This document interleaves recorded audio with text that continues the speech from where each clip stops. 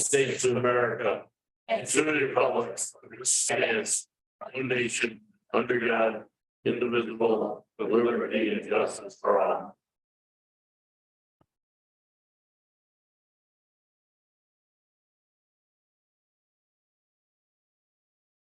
Welcome all here this evening.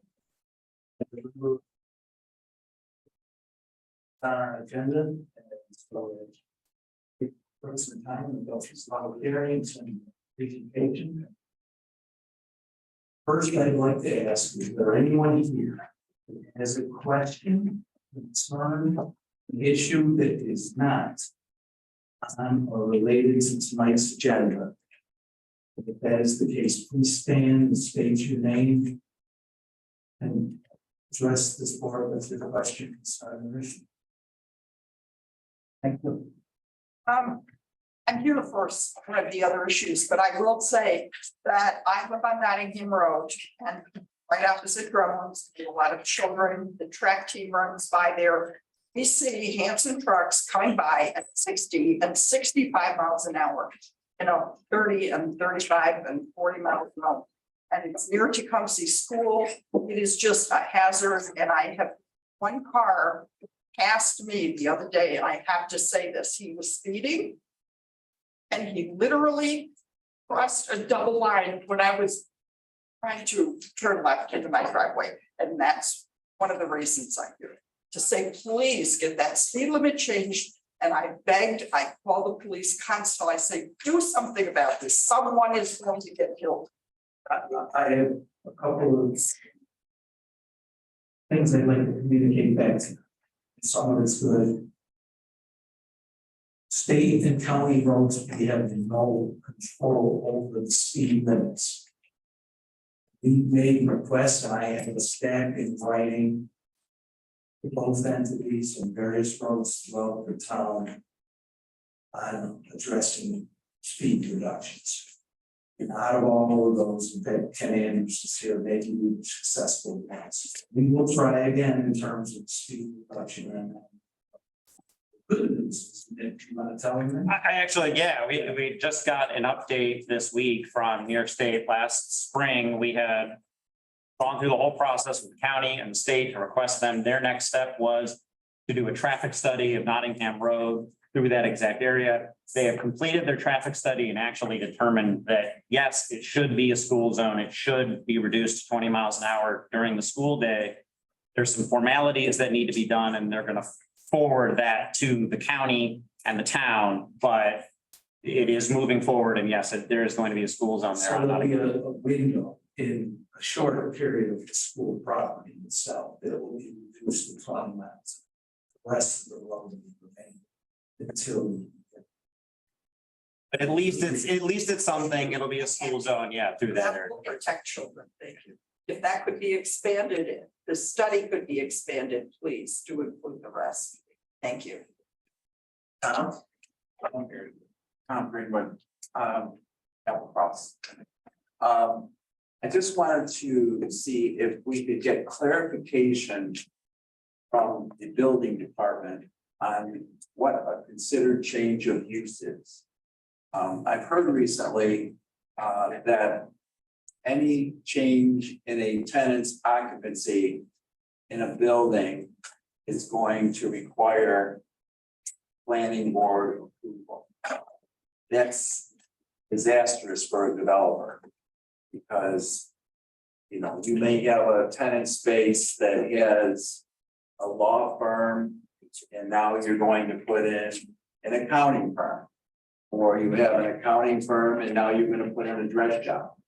So I think Can I jump in? Because I didn't sleep on a holiday Inn last night, and I'm not a zoning board or attorney expert on this, but what you just described was a case where you would not consider the change in use. You change from an accounting firm to a lawyer's office or something that's an office use or office space.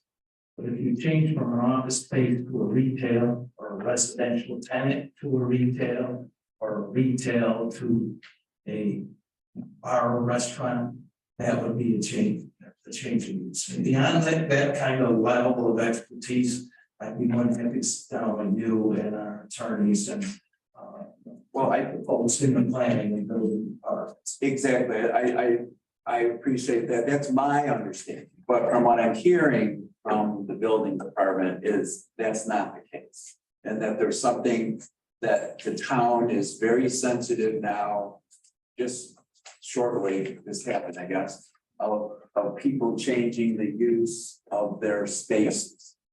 And I'm on board with you on what you just said, but it's gotta be clear in the building department. Okay, we'll get you some answers.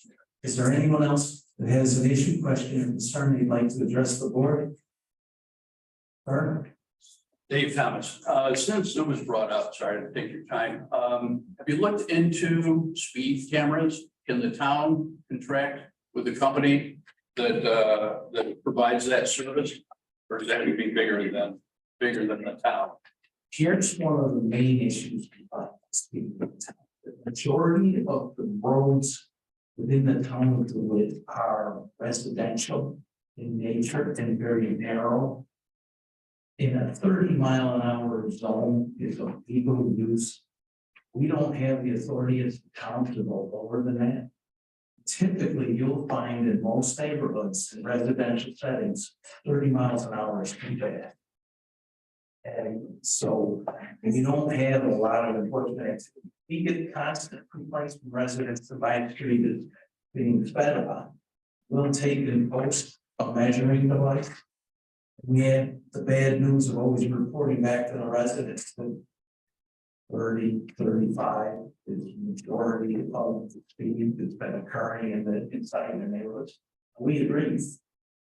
Residential speed limit should be closer to 20 in most states. I'm just talking about enforcement. Yeah, Is that a possibility? it, I don't know if you looked into it or not. we have a police commission and a police department and so on. We have not, that I'm aware of, we're still occupying most of our buildings and parking spaces with cameras. And so there's been a constant upgrade of those facilities. Great source of revenue. Believe it or not, they're not ours as well. If you feel red light in the town, it's typically a state of county problem. So camera enforcement of running red lights, things of that nature, but we haven't, to my understanding, had a discussion. Cameras. Thank you. Okay, with that, I'll ask the clerk to take a roll. Supervisor Michaelenko, Here, Counselor Stillings, Here. Clete Hood. Here. Rock Michelle, Here. Mannion, Here. Fiorenza. Here. Doctors absent. okay, we have a 6:05 public hearing on the local law for the senior citizen pension. I'll ask the clerk to read the notice.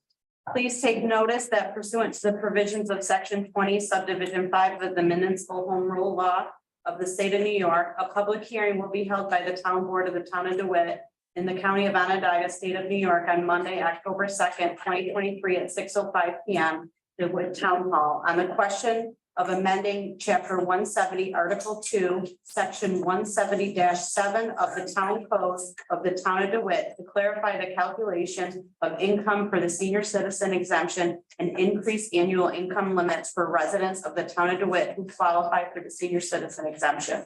Copy of the proposed local law is on file in the town clerk's office and can be examined by any interest party during the regular business hours. And this was published in the Post Standard on 9/24/2023. Okay, I will introduce in the sense that this is a local law that the municipality is required to pass. New York State lifted the limits on senior citizens exemptions over a year ago.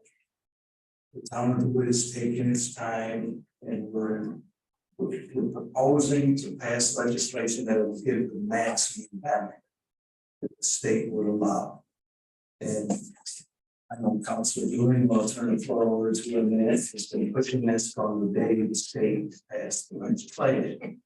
However, we did go through the lengthy exercise where we worked with the school district and out of our county and our own assessors department will look at the. Whenever you have a municipality and a government budget. That budget is distributed in different manners across the. Yeah. And so one of the things that we tried to make sure, I was a strong advocate of it, that it wasn't shifting tax burdens from one segment of the population. So we're all comfortable and well, discussion on that. I think we expect town board this law in parallel with the state and in parallel with the county. The three school districts. Don't know for sure exactly how many towns. The family they go in like some J school. Yeah, I'll turn the floor over to our strongest advocate on the board. We've been vocal about this for literally months, if not a year. And at that point in time, I'll open the discussions. Okay, the difference in the figures are current, present exemption amount or income amount, excuse me, is $38,000.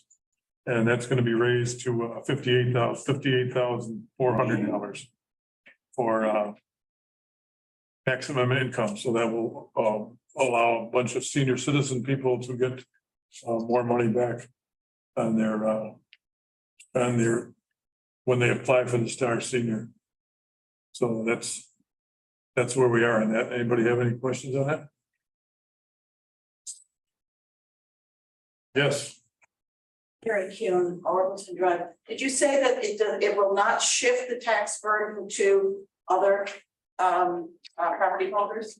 Yes, it's the overall impact, the percentage of seniors that we anticipate that would qualify for the senior exemption will not impact significantly those that don't meet the exemption. So typically, one of the concerns, and we have an aging in place policy, we want to encourage seniors to stay in their homes and in towns, but as our population ages, we can expect greater portion of a senior population. So those are the kinds of things of that, sure that new families and younger property owners were picking up an enormous tax burden because the population is qualifying for this exemption. And we don't believe the percentages and increase are going to significantly impact. So the percentage, the reason I ask is that the county, when this came to the county legislature, the CFO did indicate that there would be a shift of tax burden to people who are not in the senior category. But you're talking about a lower percentage here. Okay, thank you. Any other questions, comments? And I'll close the public hearing. Entertain a motion from Councilor Mannion to adopt the exemption. Excuse me. Councilor Mannion, Councilor Dooley. I'll second it. Over there, he's over I there. don't know how he did that. I'll second it, but Jack. Come on, how many months have been working on this? Councilor Mannion? Councilor Dooley. Thank you. I'll second the motion. Councilor Mannion. I'll for the vote, all in favor? Aye. Opposed? Same motion carried. Yeah, sorry. You got my attention.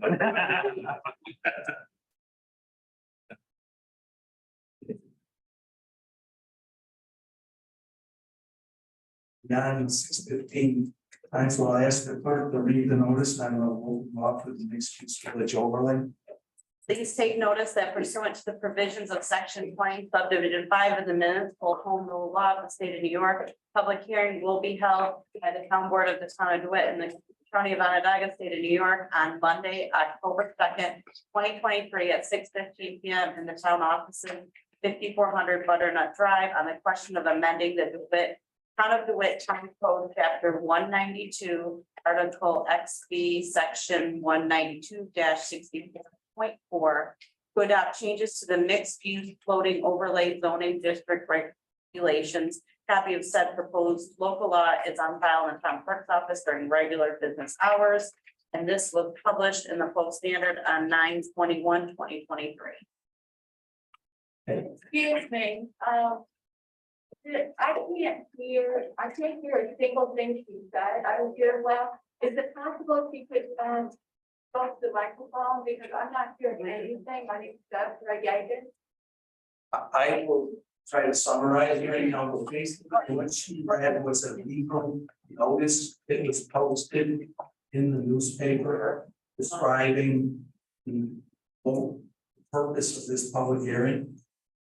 The purpose is the local law.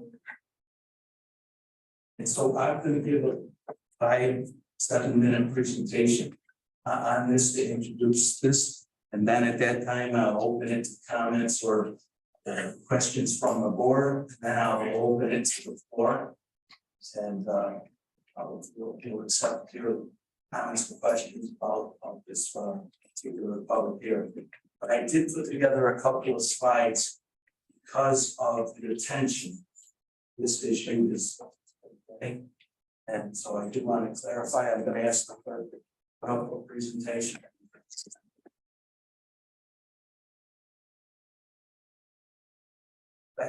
I'm going to come down where I can see the presentation a little easier.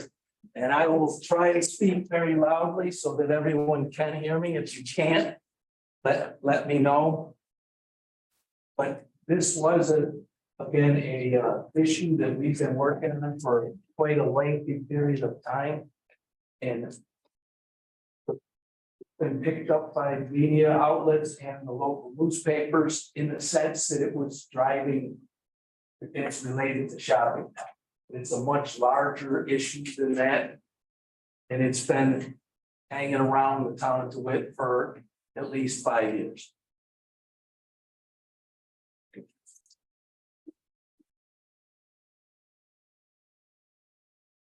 What we're talking about is a mixed use village overlay ordinance. Today we have a public hearing. Anytime we change the local law, we typically, as part of that process, hold a public hearing as it relates to that law. So next slide, please. But this law right here was adopted in 2018 by the town of DeWitt. And it is called mixed use overlay village. And there's a number of things that I'm not going to read, but it was purposely put together to allow greater density development throughout the town of DeWitt. If you look at a zoning map tells you what you want your town to look like. You have industrial zones all the way to residential zones. There's business and other things that exist in between. Rarely do those interconnect. And so with modern development and the way the sustainability movements are going, and the county has recently adopted a sustainability plan and a push towards these types of developments. And so what we're looking for is the mixture of residential and business so that you get more of a city town center type development. In fact, we've long been criticized as being very diffuse and not having a town center. So back in 2018, we encouraged developers to come and look at mixing residential with business communities. We had the Erie Canal for the National Heritage Interest, and we're looking for areas that we would put mixed use next to trails and park systems for the public to have locations where they can do business and live, walk their dogs. So go to the next slide, see. So in 2018, we passed this law. You'll see a number of different types of uses, but everything from an educational facility to a religious center and a daycare, animal daycare facility, eating and restaurant establishments were allowed alongside or with residential communities. We had 3 categories, which are still on the books and will remain unchanged. As of tonight, we have a mixed use development 1, 2, and 3. And basically the differences between them are nominal, but MUB 1 allows a 2-story structure. business on the first floor and residential on the second. MUB two allows a four-story structure with business, possible, commercial, restaurant, retail on the bottom, and you can also put office and business commercial on second, and you blend to the residential on the top. And then MUB three allows a six-story structure. There, look throughout the town of DeWitt, the Celis building is a six-story structure. So we're compatible, and there were limited locations. I myself argued at the time that the locations that we allowed these to occur weren't large enough. There were very few locations, but you had central DeWitt, Erie Boulevard, Genesee Street area, and Shopping Town included in those districts. Then some areas on the north side around the Thompson Road, which is largely business, commercial, and industrial. And then you had some locations to the south, which were abutting Jamesville Hamlet district. And so the MUB four that we're proposing now, next slide, please. And they're never gonna see that. I'm not trying to bait and switch, but it shows the MUB 1, 2, and 3, and none of the setbacks or the requirements, and those are the kinds of nuisances. These are all online. You can go in and find them. But for expansion, spread of the district, and accommodating some of the things that developers were telling us about Shopping Town, we put the MUB 4 in place. And so that's what's being proposed, and the board has to make a decision about it or not. And the way we gave flexibility to the system is that we're allowing MUB 4 development, any parcel that's larger or equivalent to 25 acres, which is inclusive of shopping. So next slide, please. And so we also added a couple layers of exchange between the town board, and I outlined this, and I wouldn't expect you to read it, but there's a couple of locations where a site development plan needs to be put in place for any parcel over 25 acres. That plan not only has to get planning board approval, but it has to get time. If the uses of an approved plan change in the planning board process significantly, it still has to come back to the town. So any parcel greater than 25 acres needs to have a plan in place. That plan will explain the uses, the architectural layout, streets, and so on. And so I'll ask you to go to the last one. So all of the shaded areas pink are eligible for the MUB. It is not just limited by shopping. That was one of the major points I wanted to make. A lot of concern about the development of Shopping Town. Town's perspective, we're doing everything we can to encourage a productive and a development plan for Shopping Town that we can all take pride in.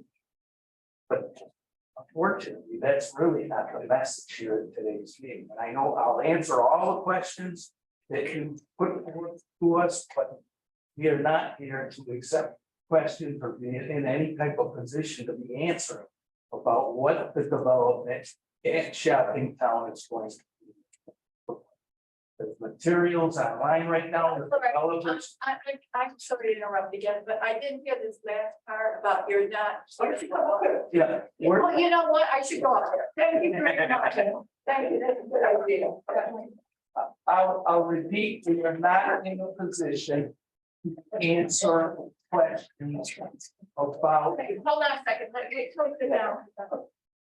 I have a big issue with Shopping Town parking lot, November 30th, 2017. So I have a very strong interest in what's going on. We are not in a position to answer questions about development or the development of Shopping Town.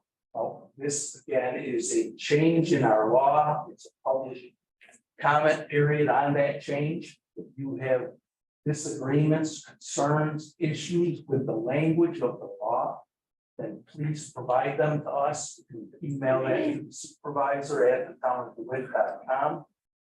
This is something the town board, and I'm gonna open it to the members in a minute, that they can provide comment or information that they want to get to the public.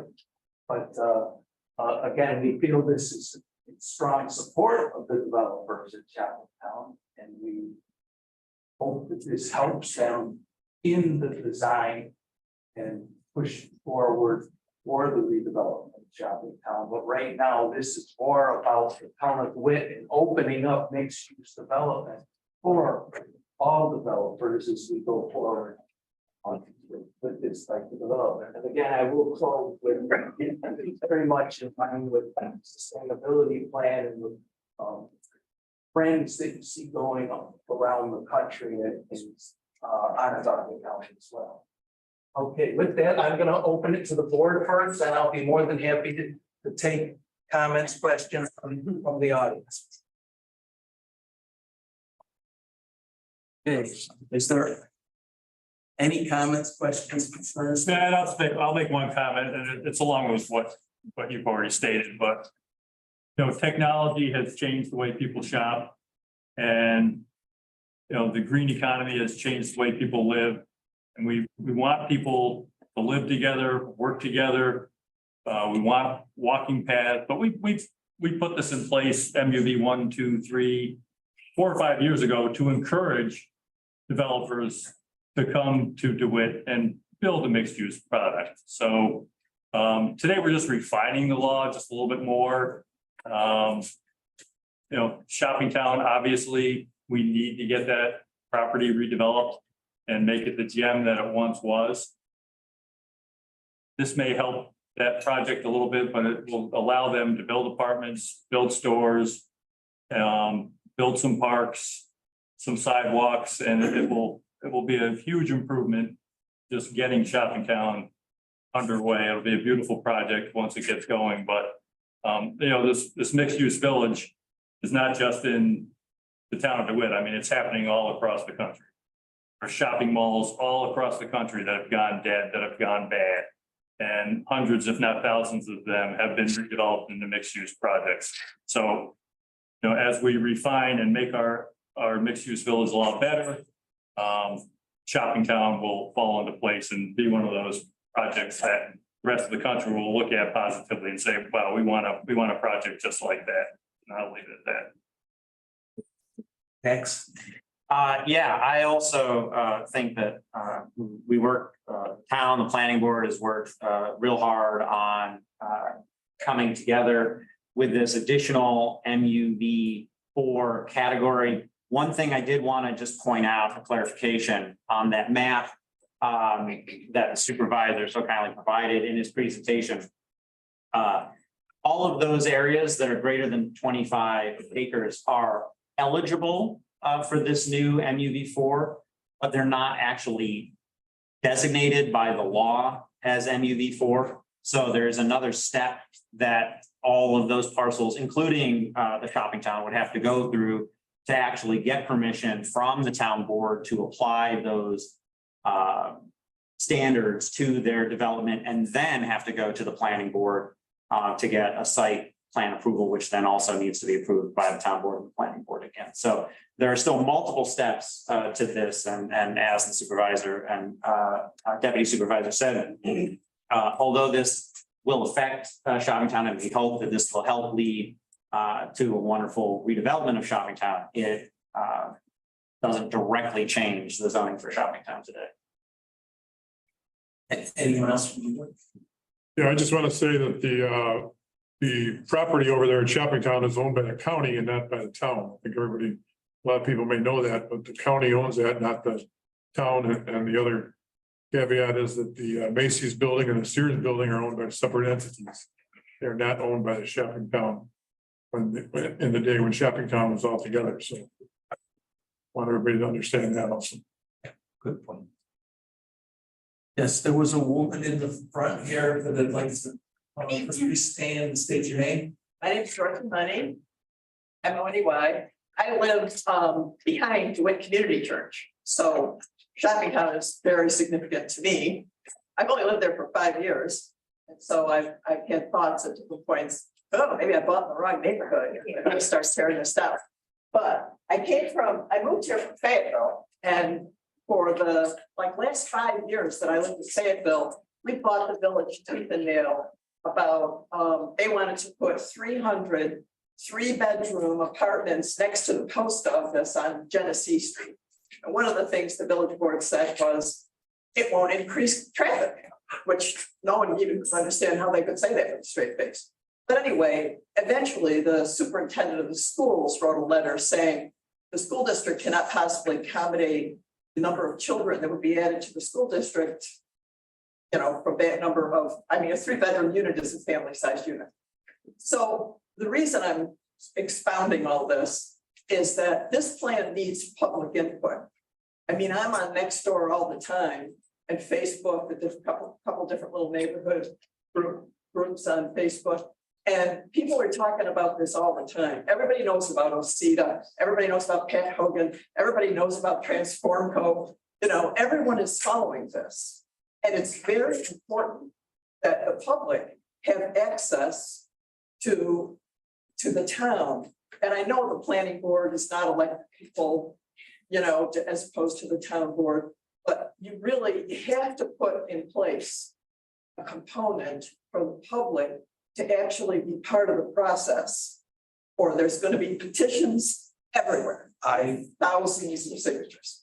I believe we will hold a number of public No, information. not those hearings, a public membership in the process of developing the mixed use. You can start tomorrow if you want to send me an email as to what you would like to see happen.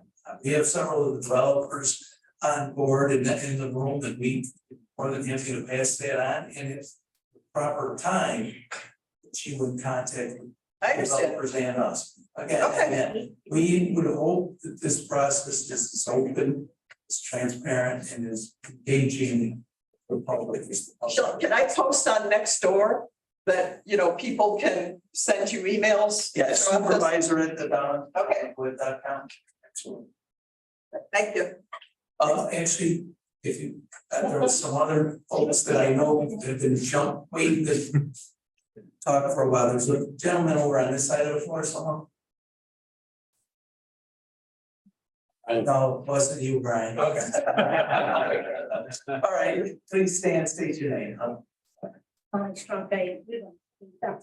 The thing that belies what you're saying is the fact that there is a document from October of 2022 dealing with this issue hasn't been made public until now. There's an entire year where the public could have had input into this process so that people could understand what's happening and voice their concerns. And instead, we have a couple of days' notice before this meeting. If I could just, a couple of issues. Any project this size, with 25 acres, is going to have a very substantial impact on a couple of issues. One is the density, and it's going to impact the infrastructure. This particular infrastructure is not currently capable of dealing with the kind of, if you live in this neighborhood, you know you're going to have a water main break at some point during the year. And now you want to put in all these additional apartments without addressing that issue. It just, Well, we have no, power it's surges good constantly. it's good that you bring up this issue, because I'd be more than happy, one, to accept them, and two, to accommodate. We're in the process of preparing, and we've had a water management plan and adopted for a couple years now. And we are in the process of doing a $5 million investment in our water infrastructure. We have recently upgraded all our water tanks. We have inventory of our lines and transmission facilities. We are electronically updating monitoring system so that we'll be able to look at the different chlorine concentrations, oxygen levels, acidic levels, temperature, and the pressures of our water line systems throughout, keeping electronically controlled. Looking at a metering update because right now we have to drive down the street to leave your water meter and get an accurate. We're gonna centralize that, so all that information is within the spots only at centralized location. So we're in the process of greatly updating our water delivery systems so that for our residents and We don't have a water main break every couple of we weeks. know we have additional electric capacity. The north side of our town is largely industrial. And those industries have over the years. Fortunately, the jobs went with them and left. There's a huge electric delivery capacity in our town. And so for most infrastructure and services, we have capabilities right now for some of these types of development in the areas that we. The other thing, a couple of other issues, the proposed law doesn't define a development. Which. Yeah, I can answer that. There's actually a supplemental law that is of definitions. That's actually the. That doesn't include, yeah, you're talking about 14, that doesn't include the definition of development plan items. I know that's the next hearing, and I was curious as to why you're doing order and. Does, Adding definition of development plan. it does include Yeah. definition of development plan. Yeah, there is a definition of development plan in the definitions that we are. Addressing. Well, right, so what you're doing is you're passing everything on your last section, additional requirements, you're passing everything over to the planning board. The planning board considered 38 projects so far this year. Of those 38 projects, not a single one has the information published online. We're talking about, and we want public input. But if nothing is published online, there's no way that the public can be aware of what's happening or have any input. So you have 38 projects, not a single one. And in this, the project, we would assume would include a site plan, would include a traffic study if one were made, would include surveys, would include all sorts of supplemental information. None of those are available online in the town of DeWitt at this point. So you're asking us to rely upon this board, and the planning board, reviewing all. And you're saying the public's gonna have the opportunity to have input, but you can't do that if the public doesn't have access. That's a great comment. You correct that. Right. That's a substantial. We'll get that out. We will get that in it. We'll get our planning board to start posting these projects and information online. And on top of that, one of the things that we have in our code, and we haven't been doing it in a while, is posting signs with larger developments. When the planning board has a project before it, they will post a sign at that site to let neighbors and passersby know that there is a project pending for that location. Comment to be noted. Yes, ma'am. That's a good idea. I'm also in favor of this town centric. Definitely. But what I'm missing is the emphasis, the way town wants to lead in sustainability, and they want to lead in terms of cluster housing. I'd like to see them lead in providing spaces, residences for people with special needs. People that have both physical and mental disabilities. We talk about keeping seniors in this community. We need to keep people with special needs in this community. After you turn 22 years old, you know, there's a big hole in the system.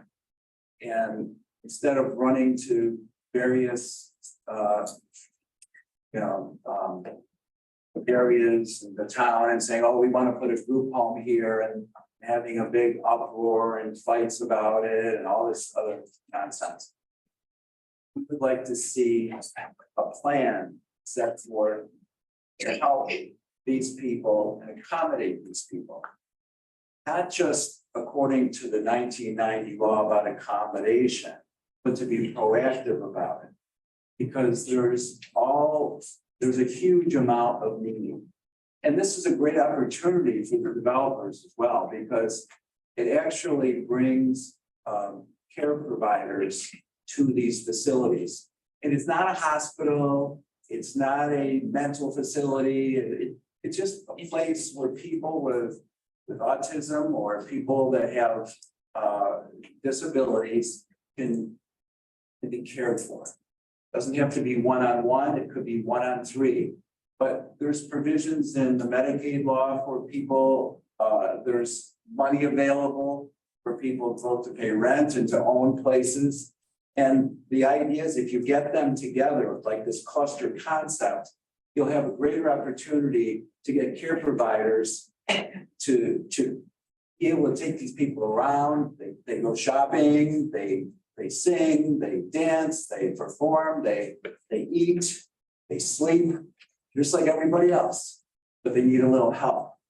So I would ask that when you talk about zoning opportunity, that you consider proactively to make these accommodations. One of them is called respite care, like you would see in Casey's Place. Another is called Community Hab, which is a day hab facility for people. And then there's also the overnight where people actually live. Thank you. No, it's something that I'm sure you're familiar with our Carrier Park project. One of the first recreational facilities fully handicap accessible. It's the home of Syracuse Challenge baseball big grant. We've recently reached out with our wheelchair basketball programs and programs and stuff. So yeah, you're right in line where we'd like to go. We recently asked several of our local hotels to increase their ability to accommodate handicapped and challenged families and so on. So if there are code changes that we can do to encourage that type of development, I'm sure this board and folks and planning department will be willing to entertain it. I will caveat with, and I don't think I heard a request to engage us in social services. No, it's not. I'm happy to point to the agencies and the levels of government that form social services. So we know we can do better educating. We want a senior citizen day. It's not. Sending folks to the services, but we have added a budget for a lot. No, I'm not asking for that at all. I'm asking for the facilities, the accommodations, the plan, so that, that this development can flow into these areas versus, having to start all over again in various neighborhoods. This is a perfect opportunity for cluster housing to adopt this type of plan. Okay, I'd like to say something about that. Tom, are you aware of the Ultimate program that we have on Carrier Circle? Okay, on Carrier Circle next to Joey's Restaurant, we have an Ultimate, ALTAMONT program that was started last year in 2022. And those are for veterans that are alcohol addicted or drug addicted. And once they start the cleanup process, they can live there for nothing. They have counselors there. They can stay overnight there. They have buses that take them to work when they have a job. Joey DeCuffey, the owner of Joey's Next Door, has hired 7 of those veterans to work at his restaurant. So It's like these well, are, what you're just, everything you were just describing, Yeah. Joey's done it at our town hall. right, Town board has done that for veterans at Altamont. And it's a very successful program, and there are 6 other ones, all in the Albany capital New York area. yeah, and that's one of the things we don't want to do is send our kids to Albany or to Buffalo or to, because these kids, they're, when they get to be 50, 60 years old, they still need somebody to care for them. And if this cluster housing concept, to me, makes a lot of sense. Yeah. And it's also good for the seniors because now they have other people that they can care for when their kids are, out of town. Right. We'd like to see community centers where folks, as you're talking, challenge seniors, find all the services right there. So the senior can find everything from their doctor and medical care to their recreation and restaurants to their hairdressers and barbers and. Right, yeah, that's the whole idea of the mixed use development, everything that an individual would want. In terms of living, worshiping, playing, recreating, working. And all. Here. Peter Baskin, is it accurate that zones 1, 2, and 3 do not require town board approval? Yeah, I think it's. So this is the only one that will require town board approval? No, I believe they do require. town board. So we have 3 others that we're working on. And they do require. Okay, town all board. right, our town attorney, correct. We will have town board. Actually, you need to amend the zoning map for the town. That can only be done by the town board. So you have to come to the town board. That, That's big money. Eventually, Will it still require, if it's within it just has to go to the planning board? no, for the town to actually adopt a change in our zoning map, the town board has to hear. So this law has the planning board draw up a development plan, work on it with the applicants, and that's recommended to the town board so they can do the change on our zoning map. Planning board doesn't have the authority to change our zoning map, only the town board does. I'm talking about individual projects under this. In zone 4 will require planning board approval and then town board. Is that correct? Correct. That's correct. Will individual projects in zones 1, 2, and 3 require both town board approval and planning board approval and? The answer is yes, and I missed. You'll need both. Correct. Yes, correct. Good evening. Sorry, good evening. My name is Bernard Alex. My question is, in this cluster village concept, town center concept, affordable housing. Affordable housing, not in the traditional mindset of thinking of affordable housing, but in the work that I've done with Des Moines and Syracuse University, OCC, the brain drain in this community is still very real. That young people come here, they go to college here, and then they, unfortunately, a lot of them still leave. If in the consideration of relationship building with Des Moines, Syracuse, Onondaga Community College, for students that graduate, want to stay in the area, be considered in an affordable housing setting that meets within their income. I mean, the ideal is for them to graduate making $100,000 more a year, but all of them don't. You know, got college loans, you got all of those things that you have to do to stay within our community, build up their credibility and their sustainability to eventually buy homes in this community. It's a win-win kind of relationship, whereas perhaps my wife and I say, well, we don't need a 4-bedroom, 5-bedroom, they will then move down, we move over there. It can be an opportunity for a community to supply housing in a different and innovative kind of way to bring in and to sustain those students that have been in this area for 4 years, want to stay in the area for 4 years, and can be an asset to our community educationally, in our school, in the district, all of the things that they would bring and contribute if there was housing that was affordable for students that's graduated, wants to maintain their integrity and accountability and making sure they do their loans and all of that and live in a quality place. So affordable in that regard, I think it's a consideration that we would then be able to have a repository right here in Central New York that we have educated, and now we have young people that are committed to the Central New York community and mindset. Thank you. And all the proposals that would come to us would be considered. I mean, that's definitely a unique and valuable prospect, you know. Again, I often say we cannot regulate or control private property ownership. So we can do what we can to encourage.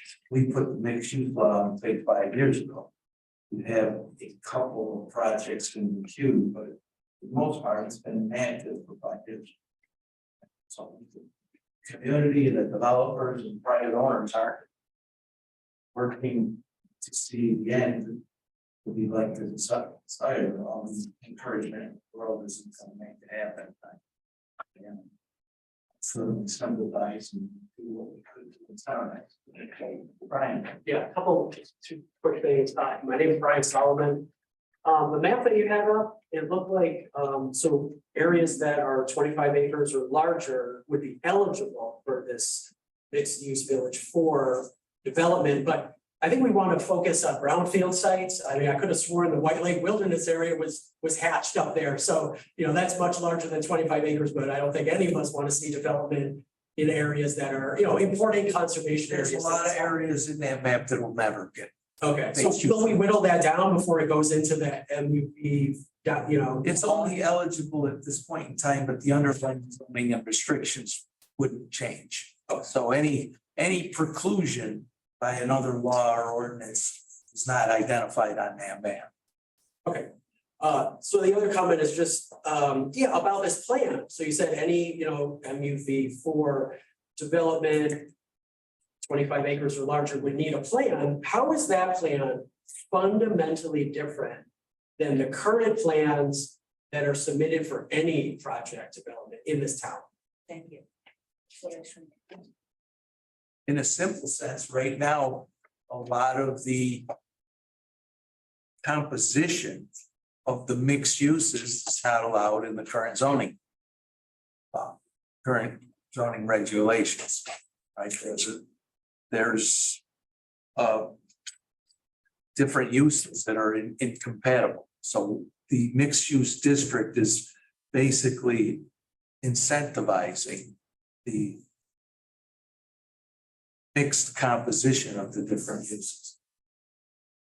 Just to add a little clarification to that, so our zoning regulations refer to basically the concept of a lot that's a rectangle of some sort facing a street. It might be facing 2 streets, might be facing 3 streets, but it's generally facing the street. So all of those regulations will refer to setbacks from the public road or side lots, rear lots, front lots. When we're talking about a very large, over 25 acre development, it's going to have internal systems of movement for people, whether they be non-public roads or bike paths or walking paths or whatever. And you're going to have buildings that might not be oriented to a public street because they're somewhere within that 25 acre parcel. Applying the regular zoning to such a large site becomes very difficult for the planning board to apply current restrictions and regulations because it just doesn't apply to a building that's, quarter of a mile from a public road and at an angle, and how do you apply that? So this development plan idea gives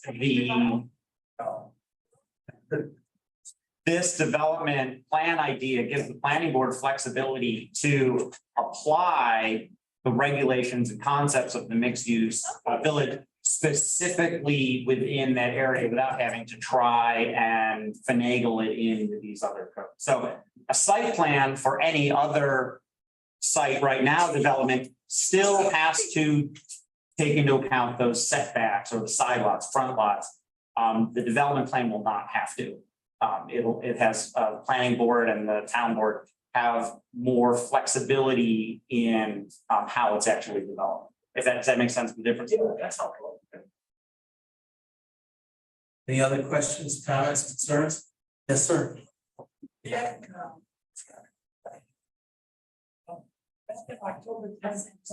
Could you state your name? I got too much stuff in my head. State your name and speak up because I cannot hear you. Okay. George. That's when I brought you the October 10th, 2022. I asked for the traffic impact study on District East and shopping towns. I've never heard back from you again. There's no plan in front of us. Can There I has been please no have- shut. Can I please have the traffic impact study? Shopping town and District East. Can I reiterate? This public hearing is not about the redevelopment project of Shopping Town and District East.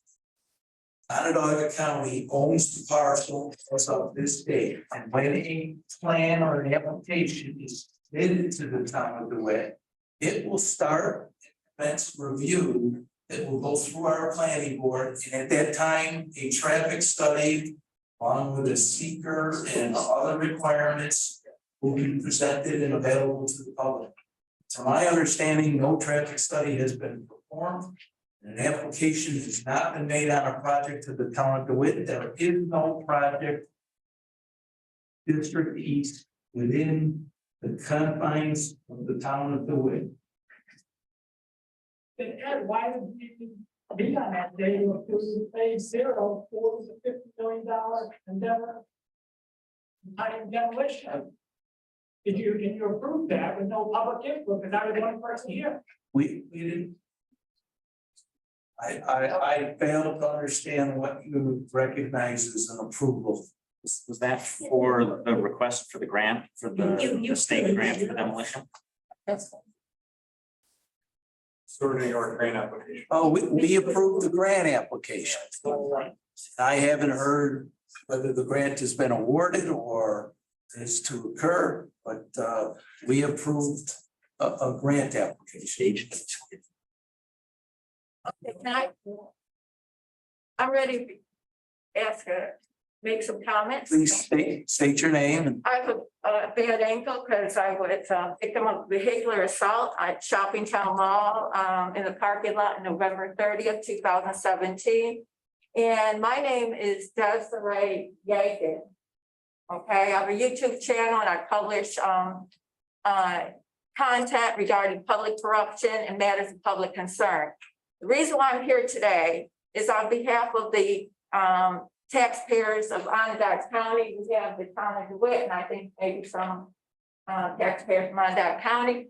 But I understood today was about the a public hearing on the mixed on the zoning for mixed use redevelopment of Shopping Town Mall. So that's what I understood. And can you please, first of all, clarify what? yeah, Shopping Town is eligible under the law that we're looking and entertaining here today. So there is a review of the law. There's a proposal before this board to accept a modification to our 2018 law. And after this hearing and public input, this board will make a decision either tonight or sometime in the near future as to either accept or modify that as it's proposed. Okay, and what does that modification? All that law will do was it will give a set of rules / guidelines to future developers. Who's the future throughout the town, developer? Including Shopping. And Who's the future developers? I thought. what happened here is the newspaper read that there was a law being passed on behalf of Shopping Town. And then that was. Rezoning of Shopping Town, hearing on the rezoning. And Shopping Town is okay. one of the drivers of this law, along with 3 or 4. other OHB locations. Redev is the major as well as the group LLC. Am I wrong? Pardon me. Okay, I didn't mean to speak while you were thinking. Okay, it cost me a good deal of money to come from Camillus all the way here. And with the understanding that, again, and I'm just a citizen, but I did do a research over the last few days when I saw that. Did you not receive my email that I sent to you, to Deputy Supervisor? How do you pronounce your name? Mannion. Mannion, thank you, and to CC, to Ryan McMahon and to Robert Durham. Did you not receive it? I've received a number of your emails. No, I'm talking about from Desiree Yeagan this afternoon. Did you not receive it? I did not, yeah. That you know of? Okay, I appreciate that. But I have received a number of your emails over the years. And it's my. We're talking about today. Okay, no, I haven't. Okay, I did send it, but you did not receive. I did leave you like 3 voicemail messages as well as Angela. I left her 2 messages, deputy clerk, and to, I think you got that, Mr. And thank you very much. Yeah, so, okay, so, let me just, address the issue here, is that, the bottom line is this, is that the taxpayers of Onondaga County and the county of DeWitt, okay, Shoppingtown Mall is, as Mr. Dooling rightly stated, is owned still by Onondaga County, okay? The July 21st, 2020, I think I got the date right, or 21, announcement by Ryan McMahon held at Shoppingtown Mall with all the press, including Spectre, which took off just a little while ago. And all the WSY and everything announced that the $8 million sale with OHB VDev Ryan Benz. Okay, great news. Okay, contract signed. But when they got at the end of the presentation by OHB Ryan Benz, Ryan McMahon was asked, the first question by a reporter was, how many, which was very strange, how many proposals did you get? And he said, I am not getting into it. Now, does that sound like transparency to you? Why would he be defensive? Not, this is very important, because he said, I'm not getting into it. Then the next reporter asked more than one. The bottom line is this, is that, and he just didn't answer. He goes, yes, okay. So maybe he got Benderson, which Benderson Development Company owns Macy's, who is very well respected in just taking up malls throughout the United States.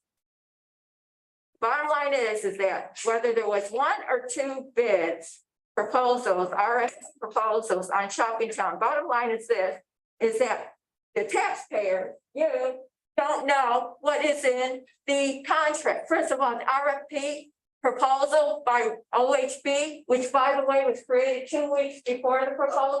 Pam, again, I don't mean to be interrupted on your message. You can deliver your message, but in a public hearing, your comments need to be addressed. Oh, I'm sorry. Thank you. I'm so sorry. Okay. So, Mr. Malenko, how do you pronounce Malenko? I'm not good. Okay, thank you.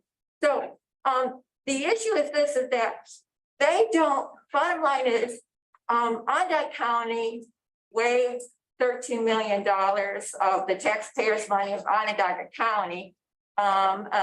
So at the bankruptcy case, in the bankruptcy court, when they filed Chapter 11, I filed a $11 million proof of claim the day, days after the confirmation hearing, of which I participated, but I didn't really participate because of technical difficulty. But nonetheless, the issue is this, is that they don't own, Mr. Malenko, as you well know, they don't own, and Mr. Dooling rightly stated, they don't own Macy's. Benderson Development Company owns Macy's since I think 2015, and Transform Co. owns Sears.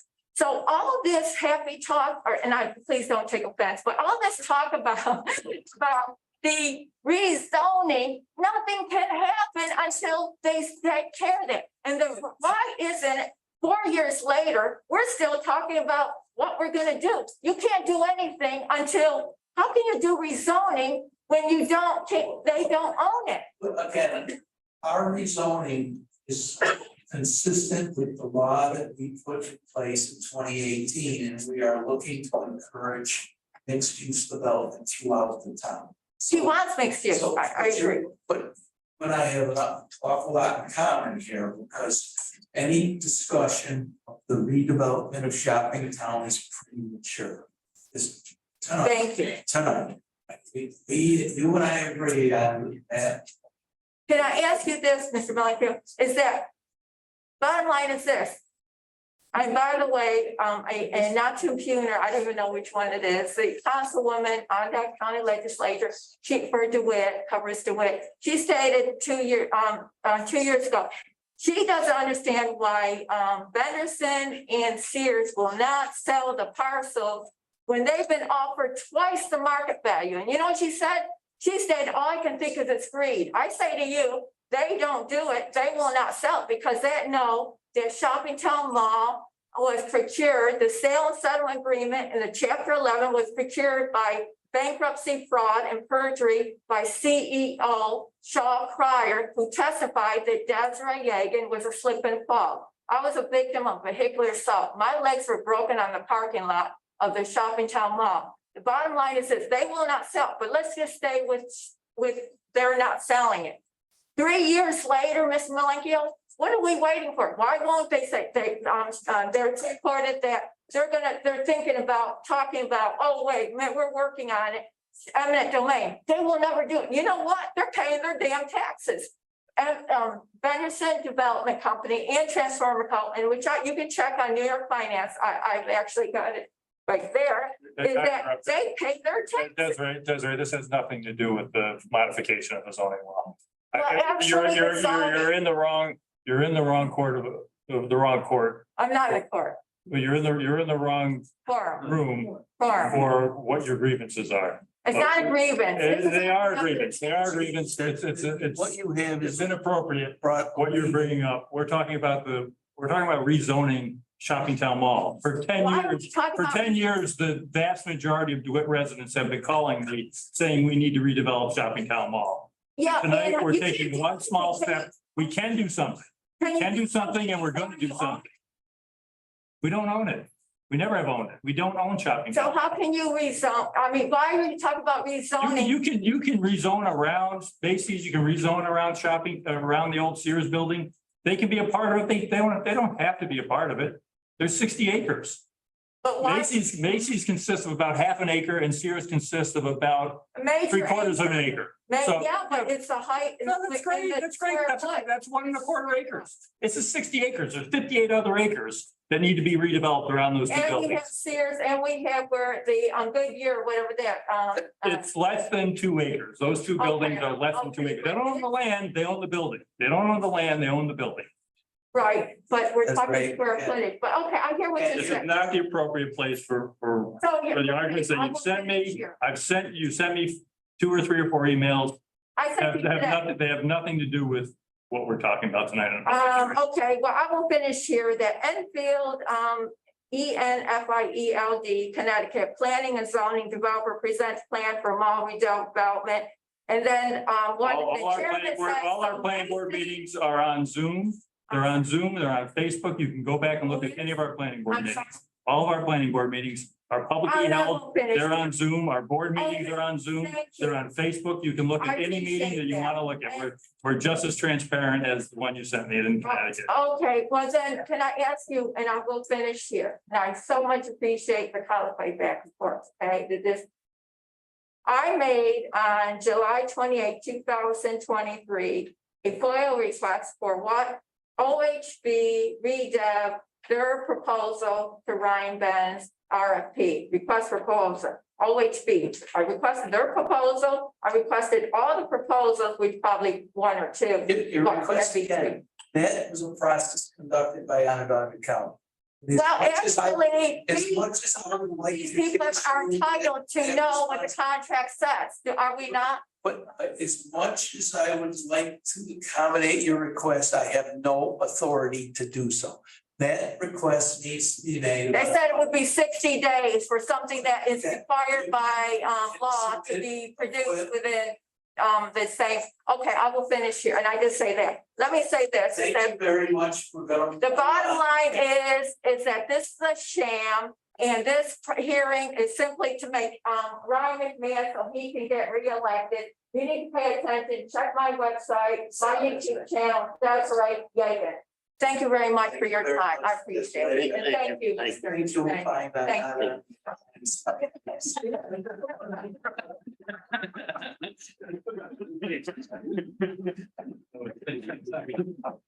Yes, Ken. Mary Kuhn, I am the representative. And I just wanted to respond to what you're talking about, is that I had spoken with Ryan Benz the other day. They are trying to get the OSIDA, Onondaga County Industrial Development Agency, What's the to idea? move towards eminent domain. And the seeker is done, everything's done, but it turned out they needed the zoning to be done in order to put this before OSIDA, in order to have OSIDA consider moving for eminent domain to take Macy's and Sears. So it is germane, it's a county issue, but it needed the big planning board. I just wanted to clarify. Thank you very much for the input. Why that's the case. I don't know why. Yes, ma'am, in the back. Come back. Slow down. Town is my backyard. I didn't think I was gonna have to do this rodeo again during my lifetime. Egan, wonderful, wonderful neighbor. Wilmerite, the worst. So, and then after that, you just didn't care.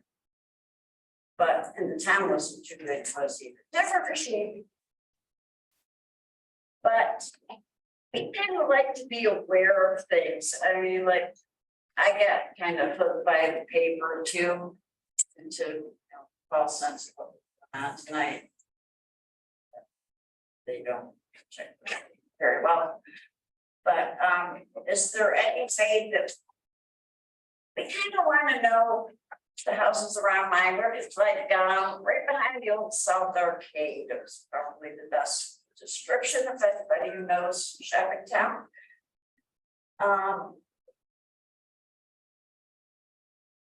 And as the plans come in, we had some very good comments about the need to notice those plans on our Yeah, website. because I went down a crumbling We'll try to do that. fence behind me.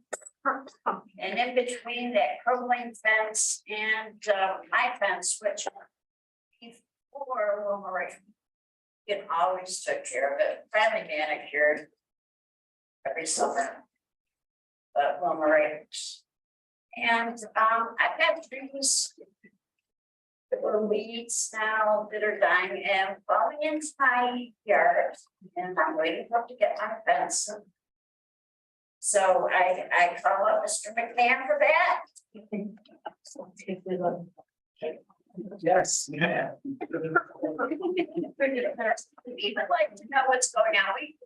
My neighbors feel like we're we'll right land again. I think one of the very positive outcomes of this meeting is that we will be as forthright as we possibly can be getting information out to residents.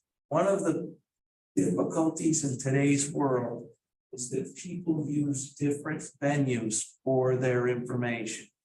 So People read better. yeah, some people use newspapers, use television, some use Facebook, others are using, various social media and so on. And we have a very difficult time noticing all of it. You can just I- letter in the mail. Unfortunately, a letter in the mail with the number of residents and occupants we have running about $6,000 to $20,000 range. So we've been very suspect about the letters. My name is Peter Worth. I do not live in the town of DeWitt, so I don't know if it's appropriate to make a comment. Okay, I live in the village of Fayetteville. We're having similar discussions in terms of, I don't know if we're using the same terminology of cluster units, whatever. But, I think the work you're doing is fantastic. It's really needed. We need these type of changes. You probably make some mistakes along the way. This is a process. But I really applaud you for the work that you're doing. One of the things that concerns me is suburban sprawl. So having increased density, with also consideration for green spaces and thinking as a community with sidewalks, et cetera. I think it's fantastic. So thank you very much for all the work you do. You can come back and call me. So we'll steal some of the ideas for the town of families. You guys do all the work.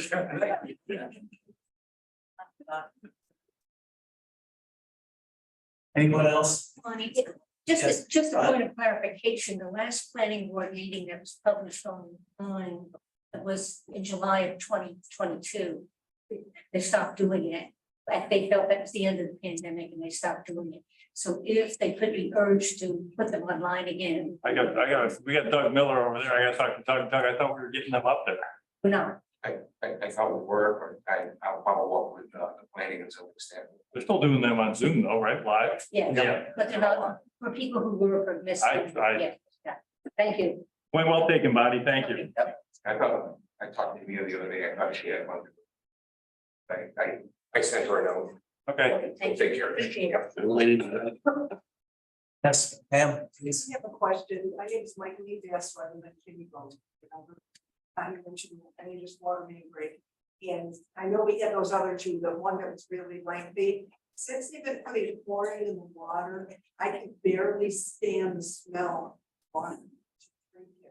And I'm wondering how closely, I know you said that they're monitoring it. How closely are they monitoring it? They need to make it so strong that I can't stand it. You're on Kenny Road, and so for some hearing that, and Really, so I will have our water department check it out, because you're very, very far in our system from where we feed it. We buy water from Aqua and we buy water from the city of Syracuse. And then the commercial is we sell it to our residents cheaper than both of those entities. But aside from that, we add chlorine in 3 locations on the eastern side, the western border of the town of DeWitt, the city of Syracuse.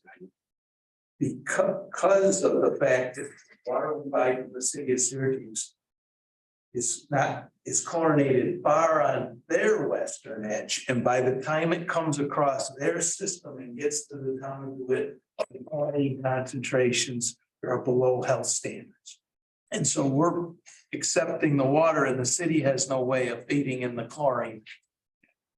So we never, until recently, were in the business of feeding chlorine into our drinking waters.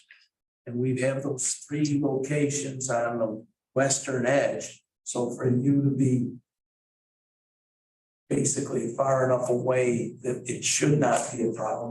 But we do routine testing.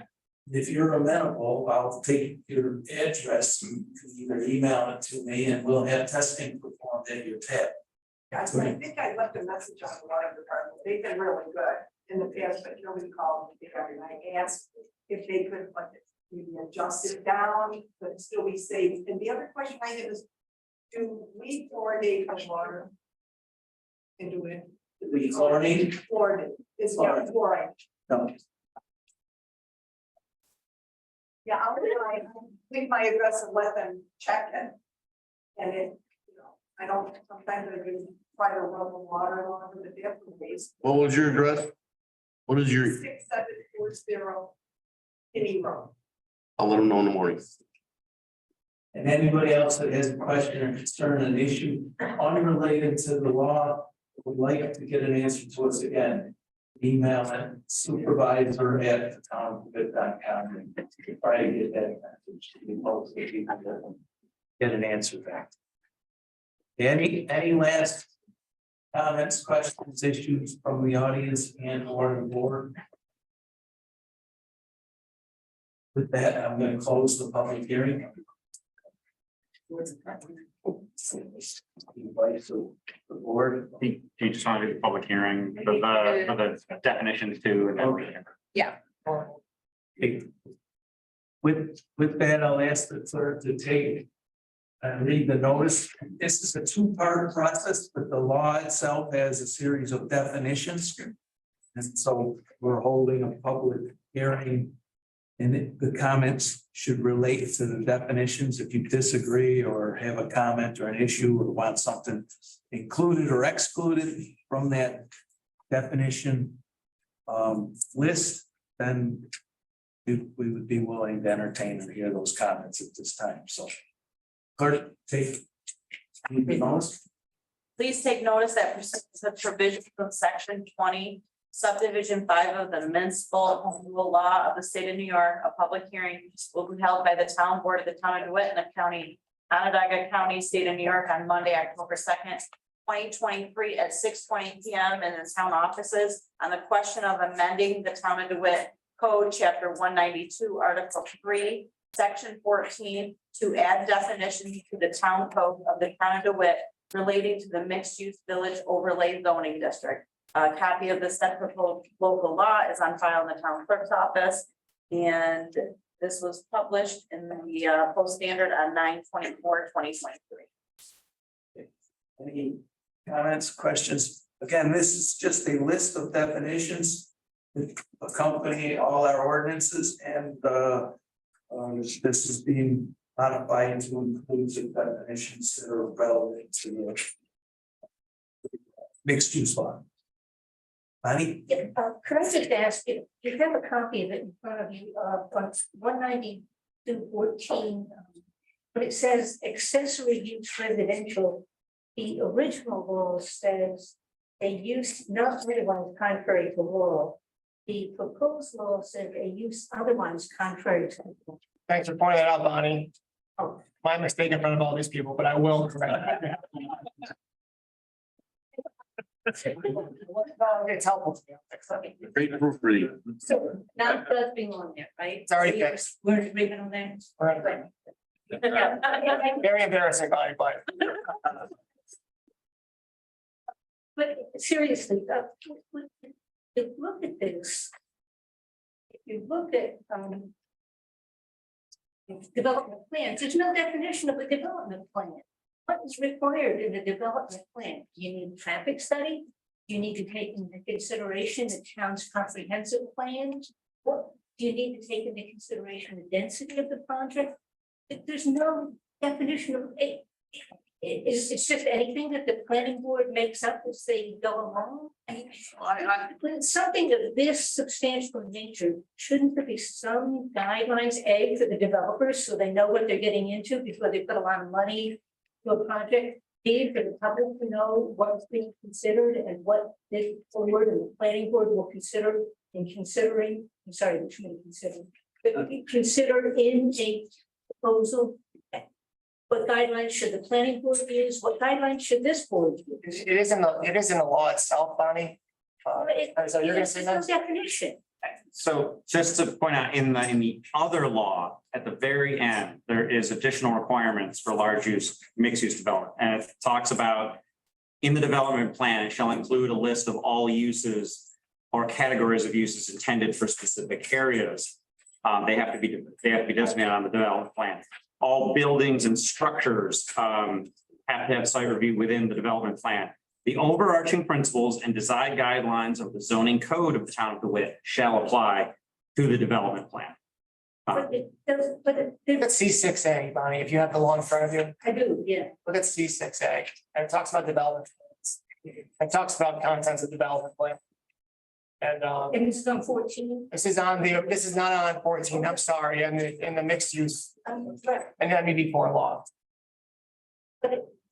I understand what it says, but it You'd like that more defined in the definition itself? just something so that people know what a development plan is, what it should be. Shouldn't a developer know what a development plan is supposed to be? Shouldn't the public? I don't know, maybe it's just that that people have concerns over density issues, people have concerns over.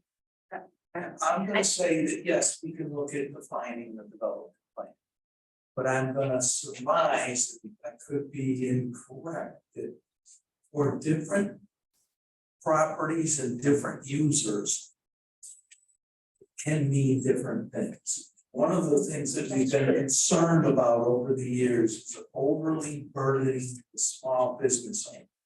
Development plan on behalf of a major corporation with a large enterprise is going to be on a wholly different scale than a small mom and pop business / enterprise on a in a very small parcel. And so there could be some generic way of defining this, but almost each project in the process itself, an applicant comes to the planning and zoning department, and they typically sit with representatives of the department and make their proposal known. And then the requirements are usually communicated back to that applicant, and then an application is received. Once an application is received, it goes through another step, where it may go through a planning meeting or a series of planning meetings with the planning board. And consultants on which questions are exchanged back and forth, and then it's not until later in the process that the application is refined enough to actually go into a formal planning board meeting. And it's that point in time that I agree with you that we should be more transparent and get the information out. But a lot of these early stages help define that level of planning that's necessary. You know, a traffic study is needed on a large, not on a small one. Okay, I'm talking about this, and I'm talking about the new classification, not the ones that are. Okay. I just thought maybe have- If you're too specific on your definition, you're just gonna end up running into conflict, you know, so we try and keep it broad, so you know what it is, but eventually you're gonna run into a situation where definition precludes you from doing something that you should be able to do. So, The other problem is doing it that informally, you're gonna have some developers that claim that they're not being treated. it is defined pretty well in the actual MUD law, if you look at C6. Sort of an overview, but it doesn't require a traffic study, it doesn't require. May for some and may for others, and that's what the supervisor is saying. If they have all these requirements for a project that they really don't need them, then everybody's kind of wasting. So maybe there could be a guideline saying the project has certain, I know I've seen in other zoning laws. We do have a set of design guidelines.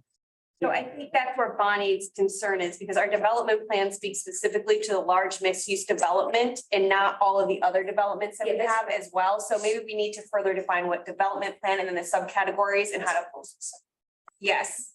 I see her concern. It's only addressing the one mixed-use large when in fact we're calling it a generic development plan, but development plans could potentially be for other subcategories. Well, I don't know, I think so, useful. Development plan only applies to. I think development plan So only. is a development plan just a site use plan? Is that? I think the idea behind it was that the development plan was a site plan for a large mixed-use development. The development plan wouldn't be used elsewhere. No, it's not clear. Maybe we need to further refine a site plan prepared in conjunction with. And consider whether with this Site plan. new larger project, you need to have some other guidelines. Yeah, we do. Well, we have site plan review. So I think if we add site in term in the definition, but then we also have to call out what a site plan is. They're just definitions. We don't have to do it tonight.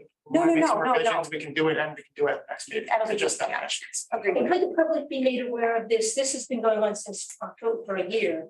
This is the first the public's known about this or had any opportunity for any input.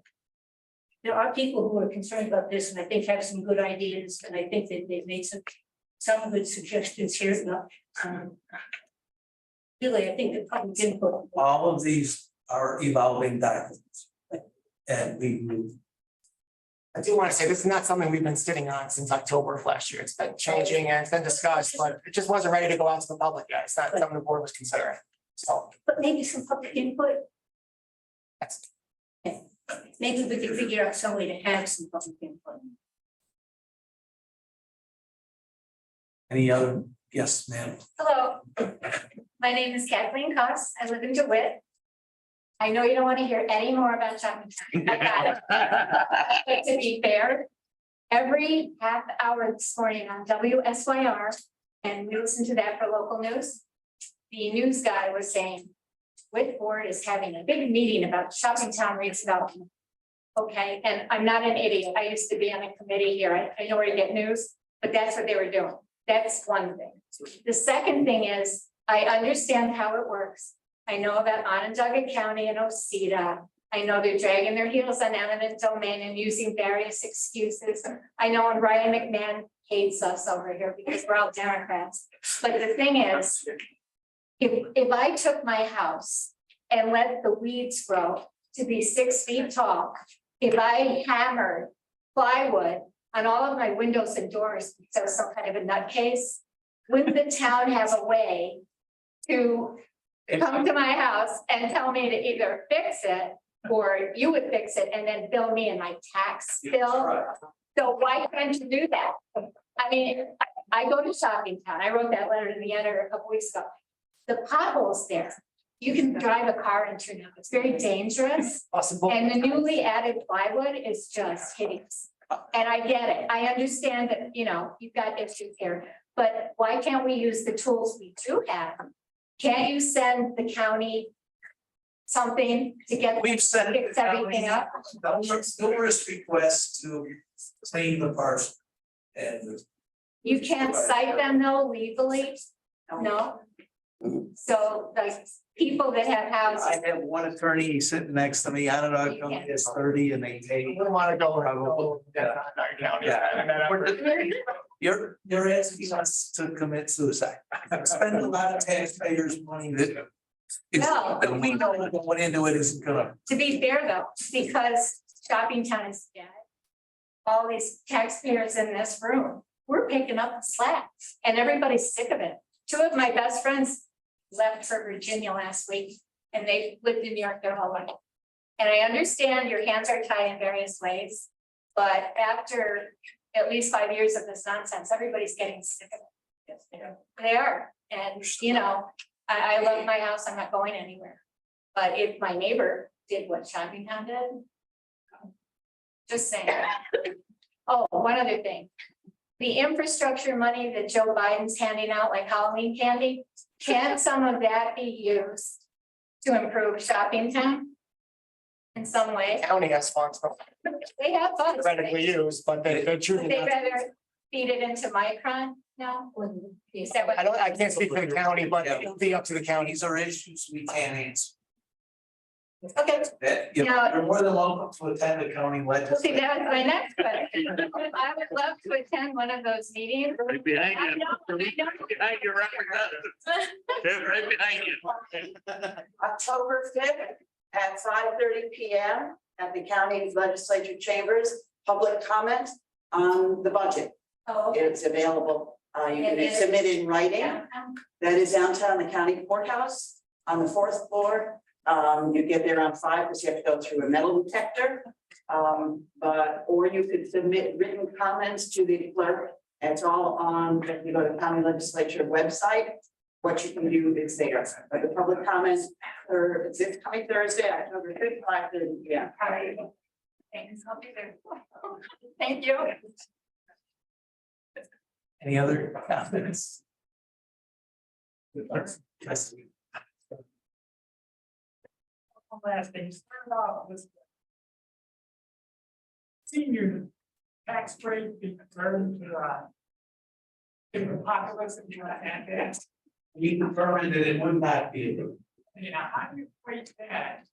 You compare the number of, it's a calculation and it's an estimate. But you don't have exact numbers, but basically you look at the number of senior citizens that you have that are eligible for the exemption, and you calculate the reduction in their tax payments to the town, the county, and the school district.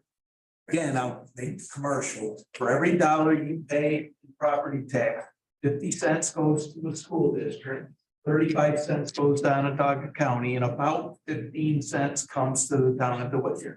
So I know we get the slings and arrows for property assessments, but we are a minor piece of your total tax burden.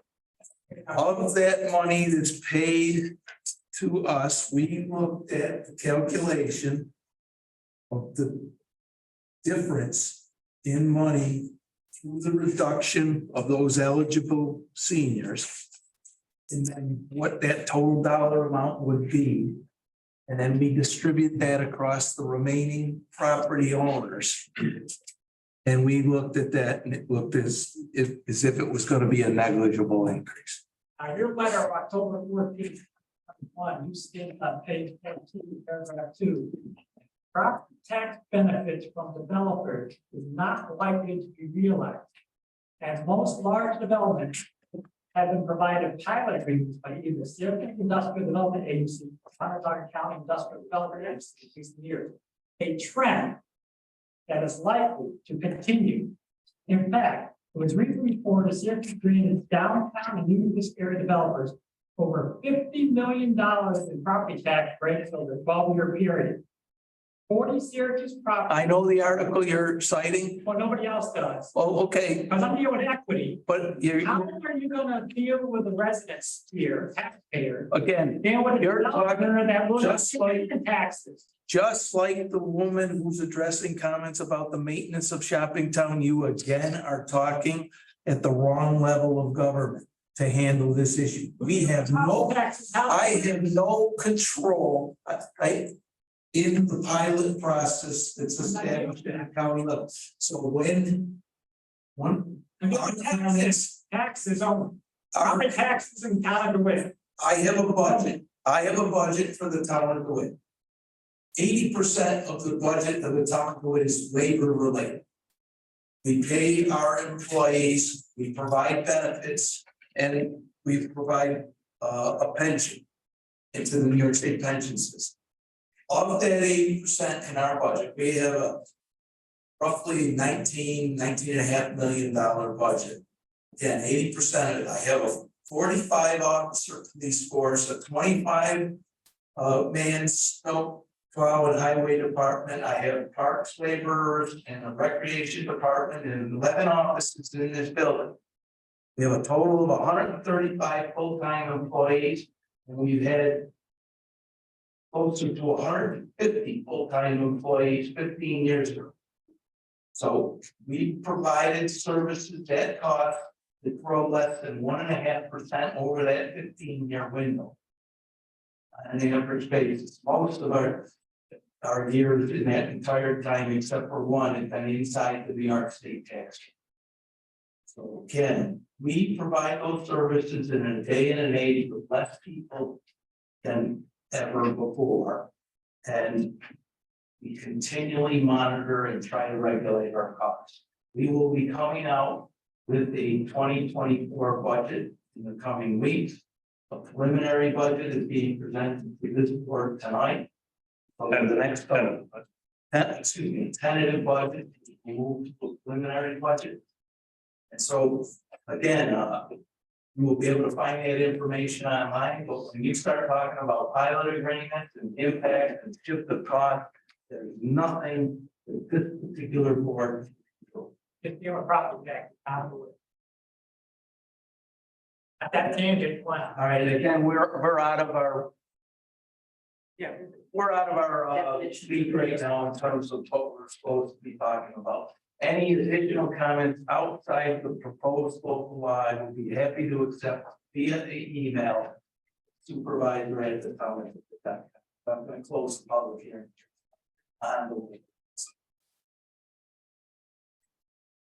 With that, I'm going to ask the board. We're going to enact this.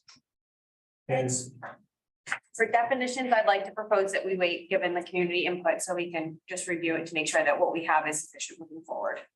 And definitions. I'd like to make a motion that we accept the definitions and that we accept the modifications done before. I don't think we need to wait. If we want to modify it, we can modify it in 2 weeks, 4 weeks. This has gone on for too long. any substantive changes need to go through the public process again. Anything that's not substantive would be enacted here tonight. And I would venture to make a guess as to what's substantive. I do think Bonnie's made some great points in terms of process of which we can enact to this. I don't know that site plan definition is something that we'd even solve in 2 weeks, because you go back to the planning board and the experts and say. So I'm with Councilman Mannion on that. If we wanted to find site plan, I think it's gonna be a lengthier process. I just want to ensure that we're letting our folks know that we are hearing them and that we are willing to delay local laws based on public feedback. Because we've heard a lot that there isn't, that they feel there's a lack of feedback, but that I'm I happy. agree with that sentiment. I'm sure I heard I heard a lot of substantive comment. I did not hear any substantive comment. Correct me if I'm wrong. If you disagree, somebody has an issue with the language of the law that we're proposing to make the change, then I'd be more than happy to wait the 2 weeks. So please stand and Absolutely, because you aren't addressing what is required in your development plan. The whole point of it, and I understand you feel a desperate need to address this, I understand that. But you're not addressing the entire foundation that this is built on. I don't agree with this. It's addressed, it is addressed, Ronnie. It is addressed. WV law itself, it is addressed, the provision, but I mean, a 25-acre development plan, a 25-acre development plan is gonna require a traffic study. It's gonna require a secret process. I mean, somebody's not gonna just walk in and develop the You 25. know that, you think that, what if we have a different board in November that has a different approach to this? I'm looking, my thought is we need a long-term solution. This is a problem that's festered. We need a long-term solution, not a Band-Aid. I don't think this is a Band-Aid. That's.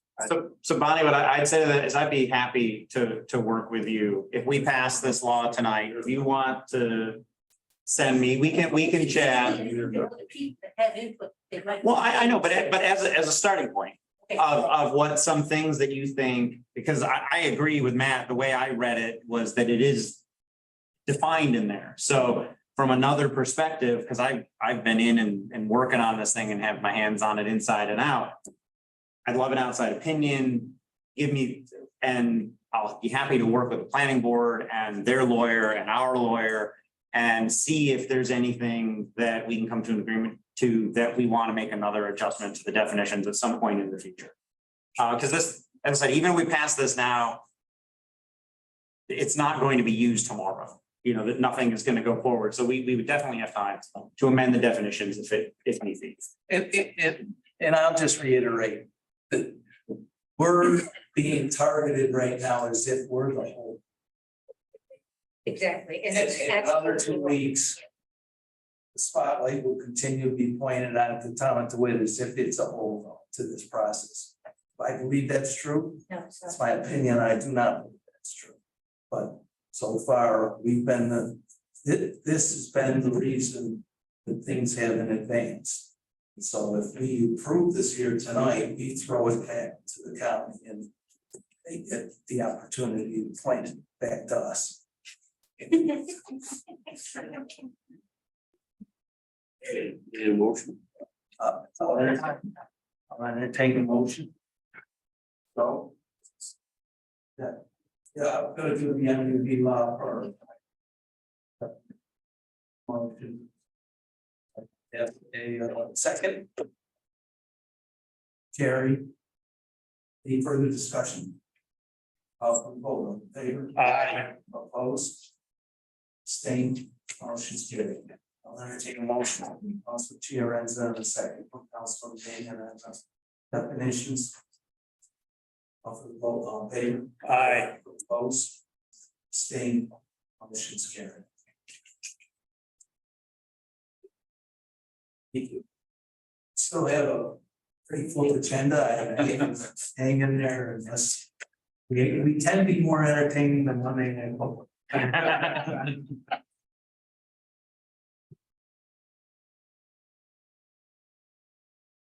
Okay.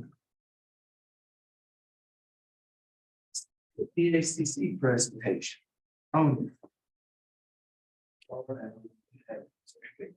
Yeah.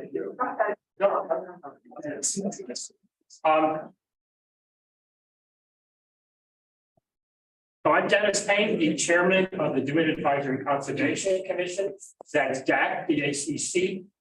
Since we last addressed the board a few years ago, we've been working on several topics, but specifically what we've been working on more than anything else is sustainability. And in a few minutes, I'm going to ask Simon Craw, our expert on sustainability, to present a plan that we've worked on. After that, we're gonna go back to a topic that we've already presented once to the board, and that is the town brush ordinance. Angela Weiler from DAC is gonna re-present that. Again, we did it a few years ago. Nothing has really changed since that, except for the fact that there are two board members now, Sarah and Max, who were not there first time. So that's all I have to say. You're up, sorry. Hey, everybody. So I would like to recognize the other people who are involved in the sustainability policy work. We have Jim Trufrost, who co-wrote the policy. Samantha Williams is on the Zoom call, and she was our policy writer to review everything that was done, as well as wrote another policy. And DAC members, if you could raise your hand. There you go. Thank you, everybody. Thank you all for coming. Yes. So the town of DeWitt has a long vision of sustainability and conservation, and is well on its way to achieving goals within the 2010 sustainability policy and 2014 sustainability plan, while firmly establishing itself as a town capable of modeling policy for other municipalities. The DeWitt Advisory Conservation Commission presents this 2022 sustainability policy with the expectation that this policy will inform sustainability decisions and actions for the next decade. DAC is comprised of members who have a diverse experience and knowledge pertinent to this task, expertise in greenhouse gas emissions, education, medicine, geology, biology, horticulture, master gardening, environmental science, forestry, chemistry, psychology, water quality, and writing. And we have our guest actor as well. DAC members are also boots on the ground, people active in the field of sustainability and conservation. Each policy and initiative has been carefully worded to reflect specific goals, with footnotes chosen that hopefully will be relevant over many years. So sustainability. The objective is to meet the needs of our community without compromising the ability of future generations to meet their own needs. Before I go over the some summary of the policy, there's several recently introduced legislative documents that are pertinent to the achievement of this objective and the DeWitt sustainability policy. These have local, state, national, and global relevance. In 2019, in this room, DeWitt made a renewable energy pledge to meet 100% of municipal electricity consumption with renewable energy sources by the year 2020. And to meet the equivalent of 100% of clean renewable energy across all sectors by the year 2035. In 2019, New York State passed the Climate Leadership and Community Protection Act, written to address climate change and the ultimate goal to reach net zero emissions in New York State. Its goals are not as robust as those set by the town of DeWitt, but the CLCPA does provide leadership guidance and funding for municipalities. In 2021, an unprecedented 71% of New York State voters agreed and voted yes for the environmental amendment to the New York State Bill of Rights, mandating the town of DeWitt and DAC to work towards clean water, clean air, and healthful environment for all. In 2021, the Biden-Harris administration introduced the America the Beautiful initiative with ideas of the U.S. conserving and restoring lands, waters, and wildlife that support and sustain the nation. These recommendations outline local and locally led and voluntary nationwide conservation goals to achieve 30% U.S. lands and waters conserved by 2030. This is now recognized by numerous conservation groups and numbering in the hundreds. And as of December 2022, 196 nations have signed on to the concept of 30 by 30 conservation. So that positions the town of DeWitt to work with strong company to achieve these sustainability and conservation measures, and it's well on its way. This policy will help get us there. So here's a summary of what's new compared to 2010. So we're now 13 years since that policy was published. Education initiatives are included throughout the policy in order to help all those who work, live, or visit DeWitt learn how to achieve sustainable objectives. The first three policies look at sustainability of town buildings, grounds, and infrastructure. Initiatives include continuing certification as a climate smart community, as well as to begin American Green Zone Alliance certification of town properties, a model of clean, quiet, sustainable landscape maintenance practice that can be applied town-wide. The policy to encourage energy efficient and sustainable structures using best conservation practices guides the town, residents, and businesses in how to decarbonize buildings with the ultimate goal of net zero building energy ratings. That's a very complicated policy. Policy on green economic development asks for solutions to improve energy use of buildings located in DeWitt, including discouraging the installation of natural gas lines to new or renovated properties. Sure, that one will be discussed. Sustainable practices by residents and commercial enterprises includes new initiatives that address energy conservation systems, transportation infrastructure, sustainable landscaping, updates to codes to support use of alternative energy sources, and commercial and residential food waste recycling. Policies on stormwater and trees look at practical conservation initiatives to prevent flooding, modulate temperature, and improve air and water quality.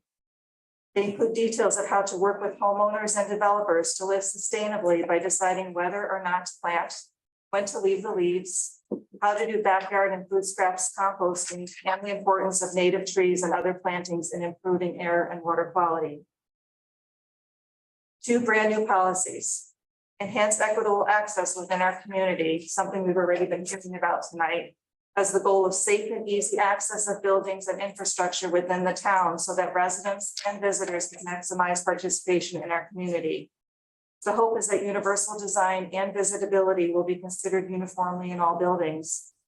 It's recommended that the town pass and look at an accessibility plan to establish their commitment to equal participation for all citizens related to potential structural barriers, policies for modifications, and effective modes of communication. The other new policy is to enhance environmental justice, which has the goal to ensure that no group of people bears a disproportionate share of negative environmental consequences. The recommendation is to form an environmental justice advisory group to review and update current town policies while using existing current mapping tools provided through the Environmental Protection Agency and Department of Environmental Conservation to identify and remediate environmental justice areas and impacts. For example, we are on a 100-year floodplain and the road floods past here how many times a year? That is identified on the EPA, to toss that out. Our hope is that this sustainability policy will guide decisions not only for the town of DeWitt, but will have a substantial leadership impact for the region and state. I bring that up because when town of DeWitt made the renewable energy pledge, that was published as a case study in Sierra Club. And it's still out there on the website that the town of DeWitt did that and that they're fulfilling the pledge with 100% renewable energy electric with the solar array. So what happens in this room has tremendous impact. This board, the town of DeWitt are leaders in this region on sustainability, and we're ready to take it to the next level. We are due to pass the sustainability policy. I'm open to any questions that you have about the policy, summary or any details, and we've got several people answer questions. I'm probably the closest to this because I have provided comment. I don't disagree with a word you just said. I mean, I would love to see the town of DeWitt as a marquee community when it comes to sustainability. And I do believe we're enacting many of the policies that you have documented. There's numerous comments that I had in the document, and I say it with you when I went through them. Yes. I recently saw an email that said that I was going to make the changes that I was recommending. And I thought when I left, I was throwing it back to you.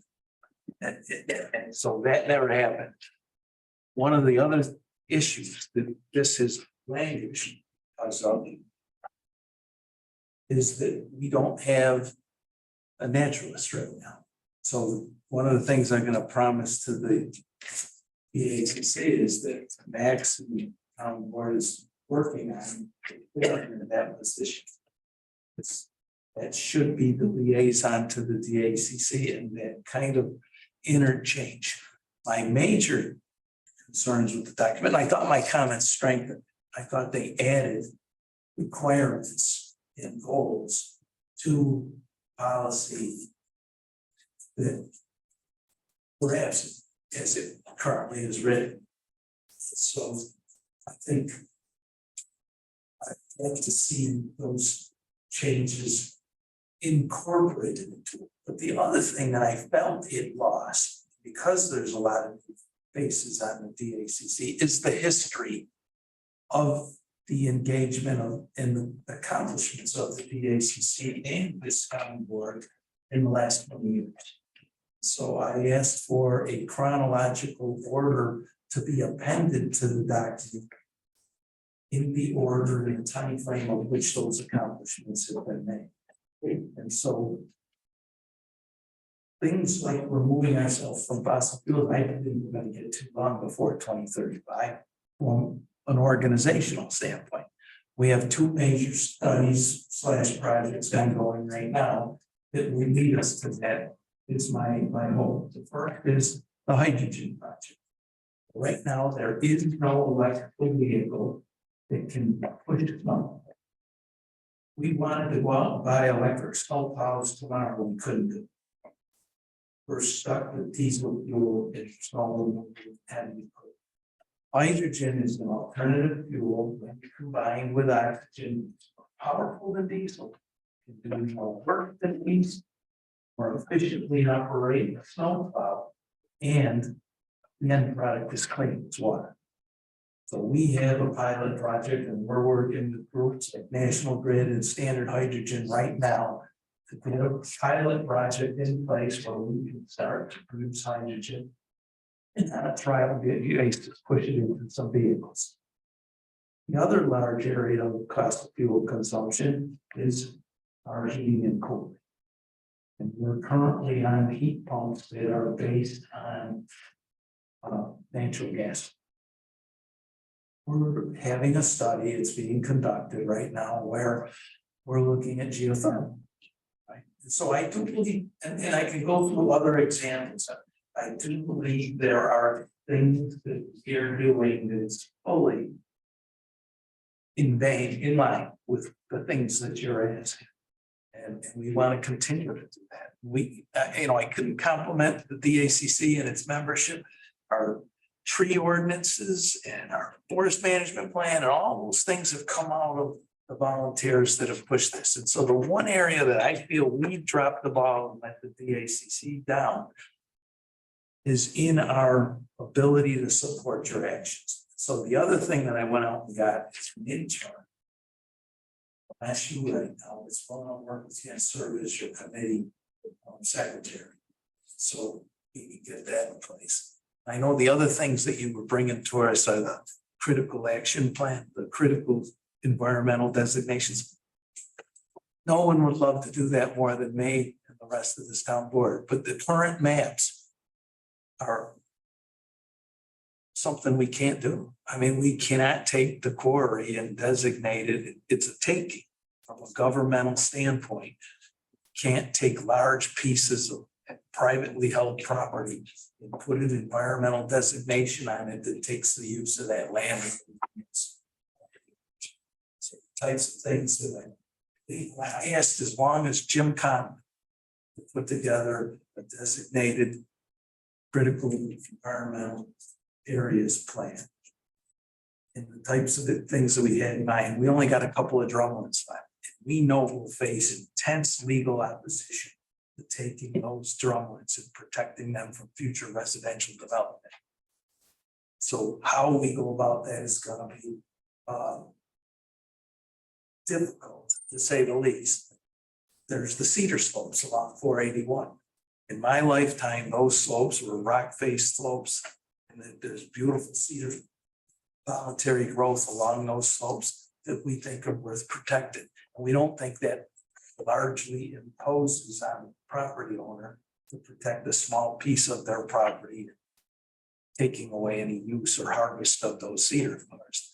there are certain floodplain issues. We're the only municipality that I know of has added local protections for floodplains and wetlands. We have 100-foot buffer on a wetland, and we have the requirement that new developments hold back 100-year storm, because we recognize a 100-year storm is evolving to a 10-year storm. And that forces green infrastructure. We don't care how they do it, but they have to be able to withhold a 100-year storm on their development. And so again, we're all on board. It's a matter of documentation, the sustainability policy, and love to. So I appreciate you, we did meet and we went over the potential rewrites on it, and we felt we didn't have an opportunity to talk to the whole board, and we have people who have not been part of this process, or not here for the renewable energy pledge. And some of the things that have happened, and understand that the town is doing a lot, and are definitely acknowledging that.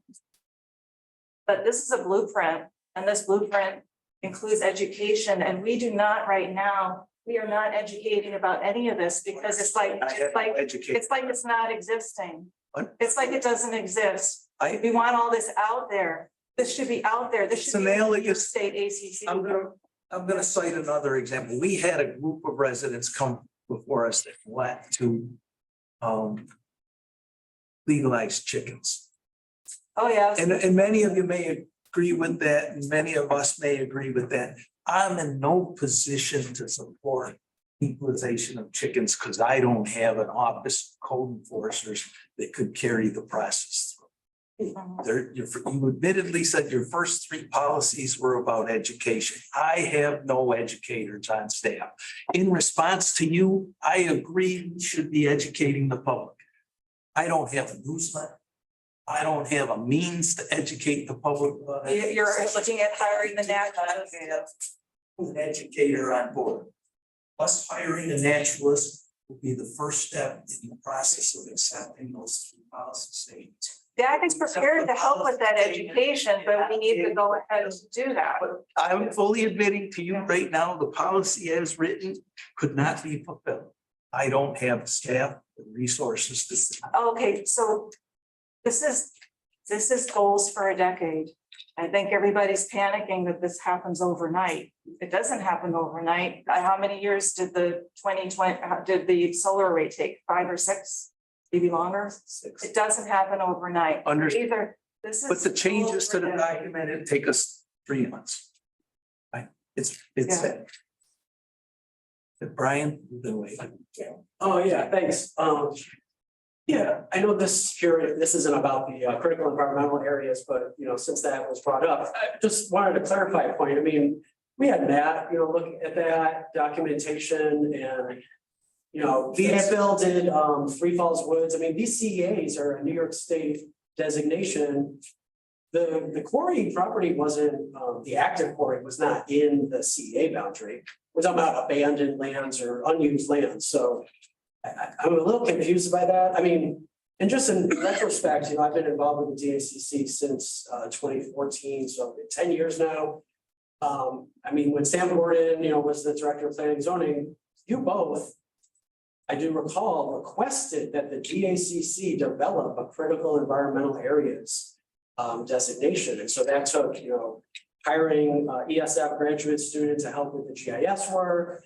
And we had, an overlay that we then pass the files on to the department here. And I took it upon myself to develop 90% of this, detailed report, that involved a lot of research about important conservation areas in the town. And, we did present this in the town back in, gosh, I mean, if everyone remembers, coming off 2015, we had the inland port proposal, and, Jamesville was really against that. And we kind of scratching our heads, what can we do to prevent, development of some of these, areas that, have become green space, popular green space with the public. And, and so I think the momentum was there coming off of the inland port, and we decided that this was a, a positive direction we wanted to go in. It's not a taking, and I don't know, I feel insulted a little bit that, we put all that work into it. And you agreed to it, on the board, we sent it to the board, but now there's a legal issue. Well, there's not a legal issue, and I don't think that's true, is it? Yeah, I believe so. Okay. Okay. Yeah, I mean, I actually called the New York State ACC specifically to ask about the CEA and if it actually has legal standing. And from their standpoint, there's lots of CEAs that other ACCs have done it as, it's not a taking, it's a finding and a recommendation to let people know through the DEC that that's a CEA. And we're missing an opportunity to do that because Micron had, the DOT action related to Micron has started. 481 to 81 is closed right now, and all that dirt is being pushed around right outside of that CEA. So it's already begun.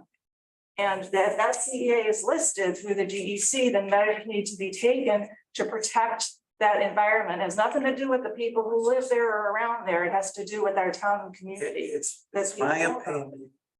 And I bounced this off of legal expertise. And I endorsed your document. We accepted your document. I believe there's a resolution by the town board that accepted that document as the substantive backup for a critical areas designation. What I believe we didn't get over the hurdle was generating the bounds of the areas that we designated as critical environmental areas, because it is a form of taking. Manlius is never going to accept a residential development inside the Three Falls area, right? What you're asking us to do is take private land owned by a quarry right now and designate it a trail system in Rams Gulch.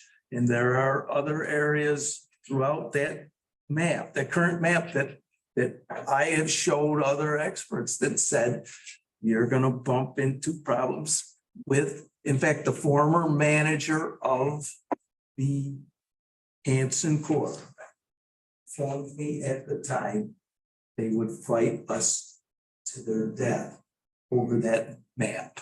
So again, I am not, just like I was not willing to take, I'm not gonna take the town down a path that's gonna cost us a lot of legal expenditure that I feel will lose. Fair enough. So let me ask for anybody, what do you see needed to pass the sustainability policy? We have input from Supervisor Michael Lanco on things that he sees as being needed, and what are other board members see as needed to get this. As our PhD environmentalist. Everybody lives here and has worked here for years. I got two people first. No, Peter. Yeah, I'd like to ask Sylvia, we're talking about shopping town. Let me finish. The reports recently were 500 apartments there. When we looked at the urban village overlay, where it was 2 years ago, I kind of scoped it out, and that 60-acre property could handle 15 6-story buildings. How are you going to heat them? How are you going to air condition them? Without gas. Yeah, electrification. Do they have geothermal wells that would, if they work on the buildings that big? I don't think so. Yeah. Right, Yeah. they do. If I could add the Whitlock building downtown, it's a different scale, it's 26 apartments. It's all electric heat pumps. For heating and cooling. Geothermal? No, electric. This region in New York State. Not in this region, it actually less fossil fuel in this region than anywhere else in the country. So it's actually smart for us to build electric-based infrastructure here as we continue to get more renewables into the grid. I have. All right, Peter, again, this is, it's never wise. My comment to the board is I hope. They have the audience. I hope you conducting. take this. We have, I'm full, Peter, you're not gonna like the document that comes out if they wait for mine.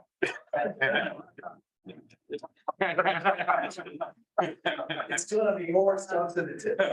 Additional items I would like included in the sustainability policy that would make it more stringent. My fear is that accepting it as is right now, I can't fulfill it. And that's one of the trepidations I have in going forward. No, I'm kidding. Just a clarifying question to Jack.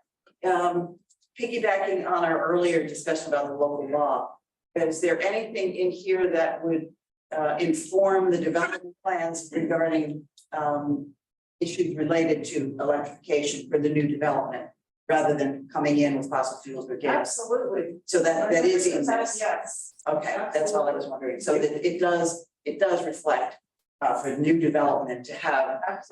Thank you. Mary, as the policy is written, and then once we get to it, I see a series of appendices and attachments and resources that it points people to so that they can find the information. And so I told Sonia I didn't disagree with a word she said, and I am remiss. We are problem children in the fact that we haven't acted on this in a timely. We haven't acted on the critical The areas. state assembly is saying, what's his name? I lost his name. The assemblyman who represents up in Clay area. He is saying he's not allowing any grants to developers that don't have solar or geothermal or any of the electric heat pumps. So the state is really supporting this too. So I'm glad to hear you. Yes, and I think also. So the idea is the sustainability policy informs the sustainability plan. And so it's not going to provide the details the plan has, and the plan is 2014 and it's still active and still being acted on. And that just brings it, the next thing would be after the policy is to revamp the plan and to look at the metrics and greenhouse gas emissions and where are we based on where that sustainability plan is. So I think all those details, although they're helpful and everybody has all those details in their mind, that isn't necessarily the point of the doc. If we plan past this plan, we can be offended if 3 months from now, or 6 months from now, we. Offered amendments? We modified it, No. because that. I'm just saying that redact people, yes, no. Yeah, I don't have a problem issue with this as a draft, but I would have considered this a draft. But I just want to inform you, there's a lot of work that I think incorporated and done in the stock. Yeah. But I understand. recognize that there's several policy statements in there that we cannot put in.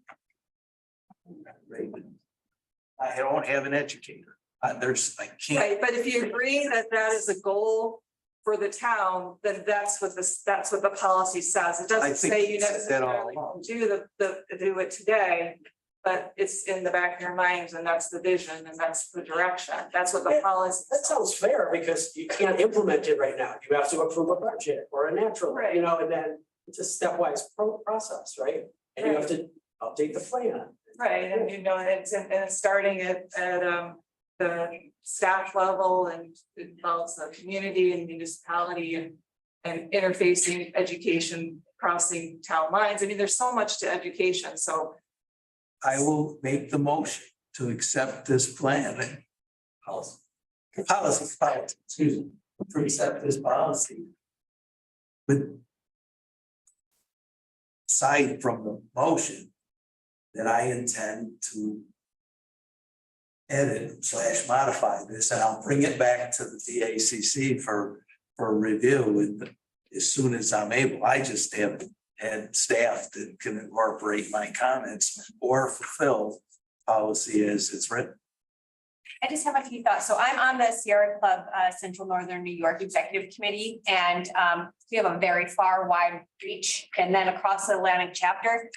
My concern aligns with Ed's. We literally don't have the resources right now to enact this. This is fantastic. And so what my concern is we get ahead of ourselves. This then goes public. It's noted by various different Sierra Club members, conservation leagues, et cetera, but we are standing still in a sense that we don't have the resources aligned to help you do this. So I don't want us to then become a sitting duck because we all acknowledge right now that we don't have the resources, but yes, we want to align to this. And then we can't find a naturalist within our financial means. We don't have the community support to be able to get the expertise and the education systems out. So that's really where my head is right now. I appreciate all of this, but that's where my concern is, and I'm happy to adopt it. I need everybody to understand that it's going to be a slow road, and I'm concerned where the publication of this will go because we're proud of it and what we're doing. And then if we're not able to act on it in such a timely manner, that's where I'm at. Can we adopt it as a draft?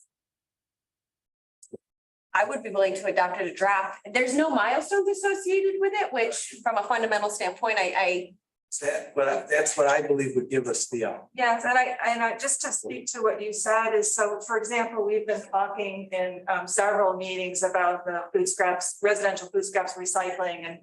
And so when I went to a NYS ACC meeting, I think it's 2019 or 2019, it must have been just before COVID. There's some really, really good people in Scarsdale that had put things together and like tried all these different things. They knew what containers to use, so there wouldn't be vermin and smell, and like they had figured it out because they had tried it. So it's like there's other people who are doing this that we can learn from each other. So if you put this out as what you want, even if you haven't done it right now, somebody else is going to pick up on that and they're going to do it. And guess what? When it comes back to do it, you're going to win. There is food composting in play, volunteerism can be done anytime. There's nothing to stop it. Yeah, I mean, it's like. It can, just for your information, and I thought we communicated this at the time, because we have ongoing conversations with our hauler. It's under contract. And so we, at some point in time in the future, intend to incorporate voluntary food waste pickup with our solid waste programs. We haven't worked out the detail with our contractors at this point in time. The other issue that's far greater in front of us right now is the recycling containers. There's immense pressure on the town of DeWitt to go to the pickup front with this Onondaga County is abandoning blue bin. We were critical of the blue bin when it started 30 years ago. One of my comments to Susan Lalonde was, you don't want to do a system that moves water. Water is the #1 enemy in haulers because weight causes energy consumption. And we put together a system in Onondaga County that was not well thought out for our climate. So we've been transporting water and snow, rain and snow with our recyclables for decades. And so Onondaga County's abandoning the blue bin. We see that as a good thing. The lifts on the trucks destroy our solid waste collection system because we have the only multiple tiered level of trash pickup where elderly citizens can put a single bag outside their door and to the door and pick it up. And wealthy individuals can support giving their code and signing a release and allowing the hauler to go into their garage or shed or whatever and pick the waste out. We have 6 levels of service, 3 levels on and 3 levels off. And that, so we've been studying and trying to position ourselves to preserve our system with a recyclable container. And I think all we're going to require is that it be covered. Hauler's going to need to know what is your recycling container and what is your trash container. So we believe we're going through a system of standards. So that will be rolled out sometime in 2024, hopefully along with the food waste. But again, these are things that take time and they have to be practically implemented. Right. And within our contract and within, we don't, right now, all our commercial developments complying with state law and all the restaurateurs and people that we know are having their food waste recycled, looking at it with Okra.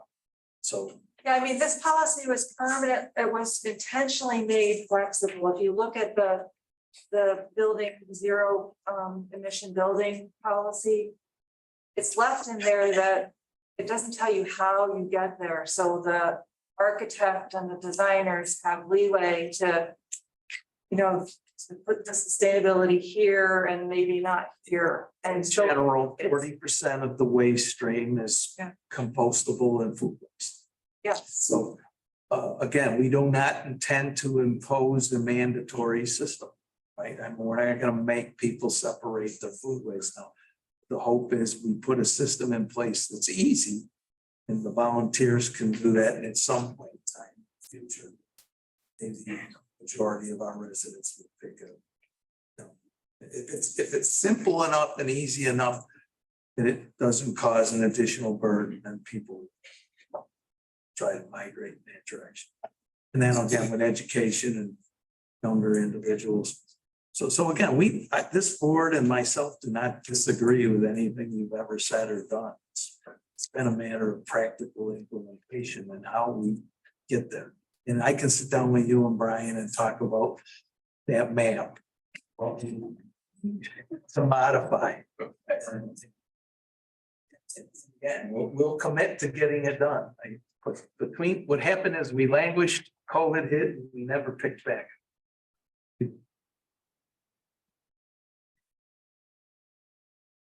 So. Samantha, did you have any comments on Zoom?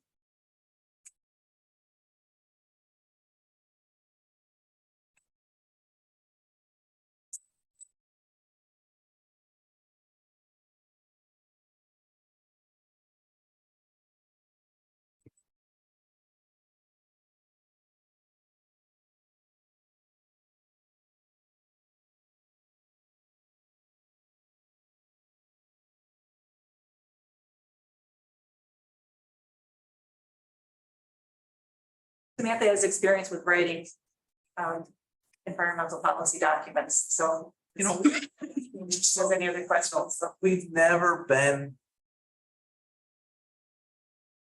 that aggressive about advertising the accomplishments. I think if you look around central New York, and I think Peter was alluding to this, there's very few communities that have actually converted to LED streetlights. Yeah, we'd love A to. number of them had headlines, a number of them have had headlines about planning to do so. And we've done it. And it's only one accomplishment in a number of accomplishments, but again, it's more about making the accomplishments than it is the advertisement. And I get your planning to advertise through the Sierra Club, but that comes back to what Sarah eloquently summarized what I've been trying to say for months, for years, is that I'd rather get the things done than advertisements, because when you advertise and you don't deliver.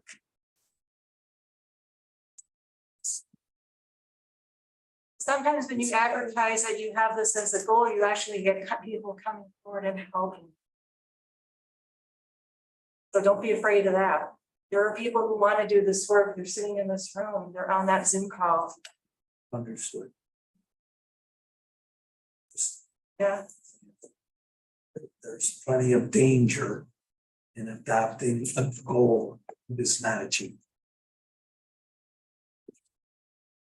Any further discussion, comments? Thanks, Sonia, and thanks to the board for listening. Our next meeting is this Wednesday night, 7 o'clock upstairs, and we're going to be talking extensively about this. So anybody who wants to join, be our guests. I will make the motion to policy document as a draft. And with the idea that there's going to be some modifications and revisions before it comes back as a plan. That way. I'll second that. Yeah, second from Max. Any further conversation? I'll call for the vote. All in favor? Aye. Opposed? Abstained, motion's carried. And again, we very, very much.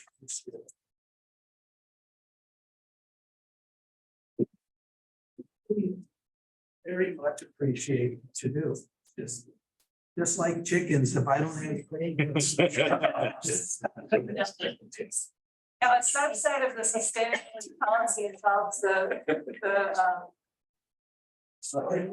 ordinance, which stands was some presentation.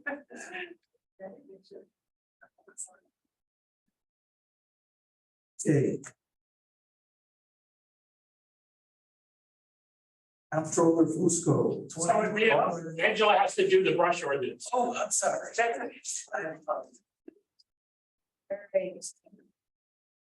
Good evening. Okay.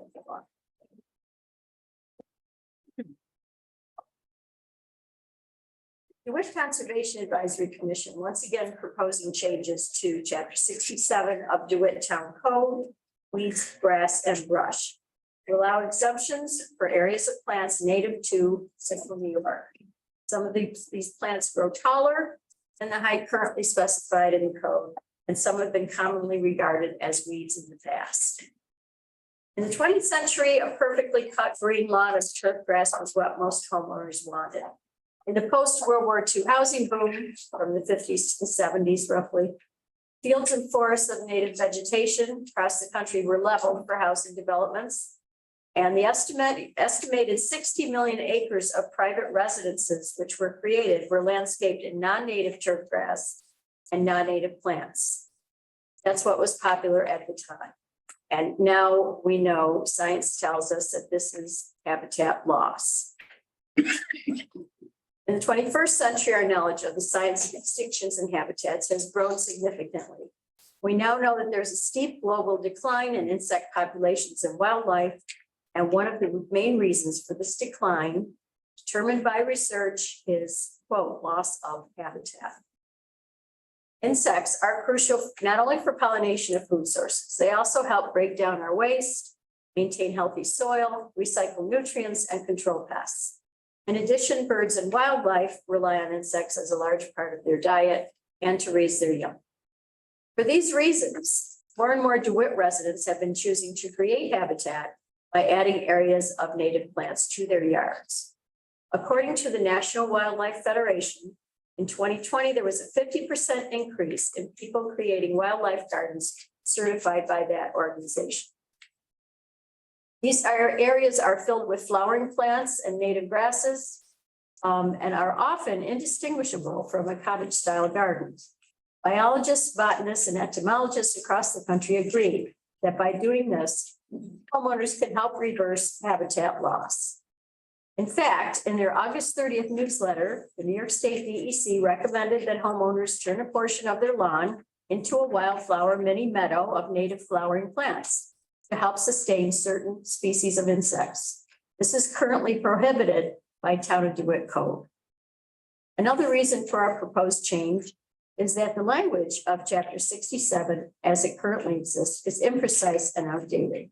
Terms like weeds, rank vegetation, and brush are subjective terms and are not specifically defined in science. As a result, some courts across the country have found weed ordinances like ours to be, quote, unconstitutionally vague, end quote, and many municipalities have begun to revise them. The state of Maryland has prohibited homeowners associations from interfering with residents who transition portions of their lawn to native species gardens. DAC's proposed revisions would allow a limited exception for a managed natural landscape consisting primarily of plants native to the northeastern United States as determined by the DEC. This does not mean that a property owner can just stop mowing their lawn. 12-inch tall turf grass is not natural, is still not native, and doesn't help any species at all. An overgrown turf grass lawn would still be a code violation. The proposed revisions would also make the language of Chapter 67 more precise, referring to native and non-native plants, and would point to the New York State DEC for definition of these terms, as well as a listing of those types of plants. In addition, the revision would also allow for the accumulation of dead vegetation, we were just discussing, for the purpose of providing compost for the property. An activity that is also currently prohibited. We would like your input on the amount of square footage that should be allowed for composting, probably 5 by 5 areas, 6 by 6, something like that, to pile up dead leaves and brush for purposes of composting. I previously have sent you an email sent to us from Dr. Donald Leopold, distinguished teaching professor at the SUNY School of Environmental Sciences Environmental Biology Department. So you have the text of his email in support of these changes. I just want to highlight a few comments of his. He says, lawns have relatively high costs, but little value beyond their aesthetics. Only blacktop has poor ecological function. Allowing the planting of native species as lawn substitutes, especially as sustainable meadows of native species, does all that lawns can't do. SUNY ESF Restoration Science Center's Lawn to Meadow program is guiding the conversion of lawns to meadows in the Skaneateles watershed due to concerns about increasing threats of harmful algal blooms in Syracuse's main source of drinking water. Such conversions are relatively easy and inexpensive, and landowners who have made this conversion love the beauty of their meadows. Homeowners can readily make meadows of native wildflowers on their own. Even simpler plantings of native species in place of lawns are assets to the environment. Meadows are not lawns allowed to become overgrown. They are areas deliberately planted with numerous native herbaceous species. And in closing, he says a successful meadow is one that should not need to be watered or fertilized. Non-native species should be removed and hand-pulled when seen. But once the meadow has established, it is relatively resistant to invasive species. So we are proposing that the language is updated and also that allowance be made for native areas of native plants in place of lawn. Are there any questions? Changes are the same ones that we brought a couple of weeks ago. I'll again voice my support that we would be willing to work with you on this issue. Again, I don't have a code enforcement officer Yes. to differentiate between naturals, undergrown grass, but the other issue is defining these, right? The language, what is actually enacted has to be enforceable. And then therefore, I need staff/resources to be able to, but I will say there's nothing including this action at this point in time. I don't see where, I'll cite Merrimont Drive. That's one of my favorite streets in the town of Wood. It's off of Woodchuck. There's not a lawn in the neighborhood, probably 4 or 5 houses. Every one of them's with herbaceous shrubs and things like myrtle and other growth composed to lawn. And so again, there's nothing in the town of Wood that's stopping neighbors from turning their surrounding yard into a lot or a. Oh, yeah, anybody could do it now. It's a matter of if their neighbor wants to go along with that. If their neighbor doesn't like the look of their yard, would prefer a lawn in place of the plants, that's where you have. We've had issues in the past with people that have done this in surrounding neighbors of. Yeah. Raised. So enforcement. So again, it's a matter of how. Yeah, it's really a matter of identifying what's growing there. I mean, they are identifiable. There are lists of these native species. People who know these plants would be a naturalist, would be able to do that. Absolutely. Or there are people on the tree committee that are eminently qualified as well. But again, don't want to be putting volunteers in a position that is enforcing codes. Yeah. It's just not fair to the volunteer. The code enforcement issues are. Okay. Well, yeah, that you can't legally do it, but then it's also a very volatile situation. Yeah, I absolutely support what you're going for here. Just in reading through the draft, I agree with Ed that I want to run it. I would want to make sure we have a very good legal standing for it. And even the way I read it, I question exactly what that would look like and what is allowed and what is not allowed. So I think we just need to tighten up the language to get it to a point. And then again, have naturalists, have a staff that's capable of giving a reasonably monitoring it for just people following along. The wild meadow, wild grassland can be gorgeous, right? And there are those that one of my favorite rides in the springtime is through Pompey. Go up Route 91 or go through Pompey, and there are literally fields that just fill themselves with dandelions.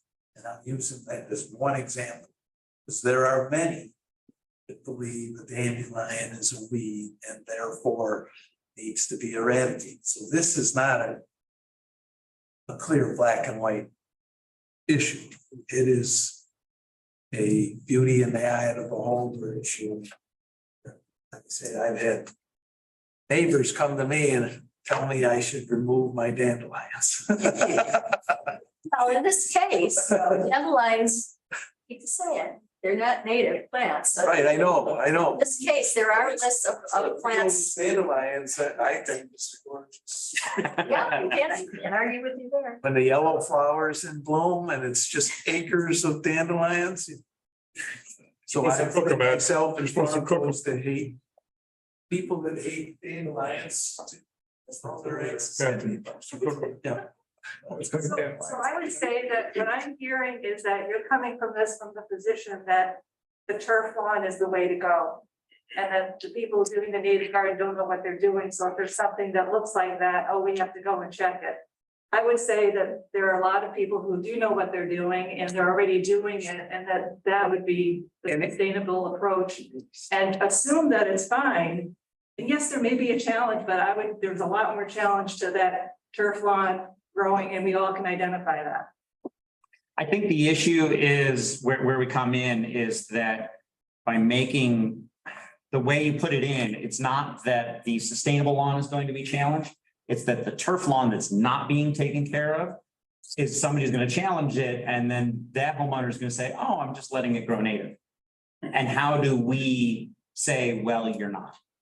And that's the part that I think needs to be tightened up so that you're being able to appropriately police the lawns that the turf lawns that aren't being taken care of.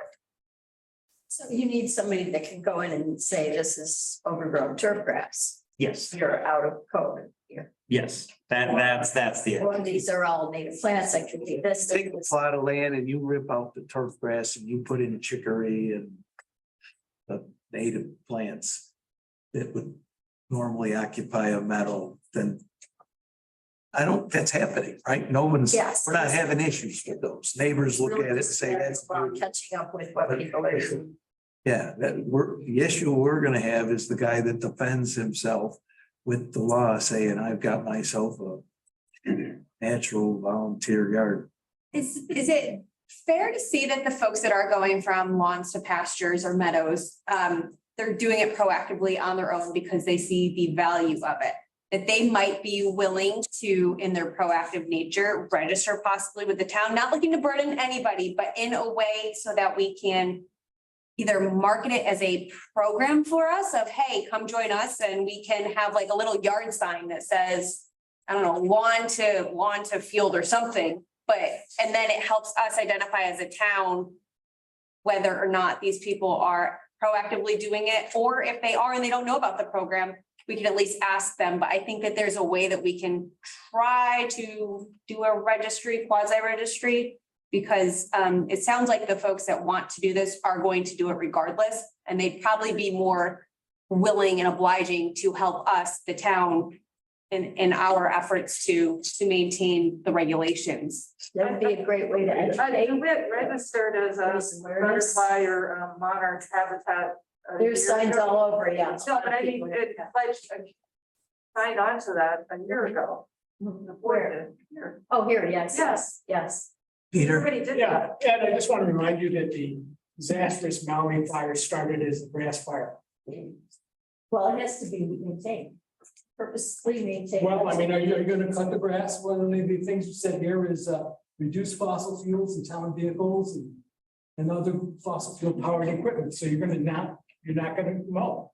Which is what happened in Maui, is the power company did not mow. I have a hand mower. So. There are many ways to mow a house.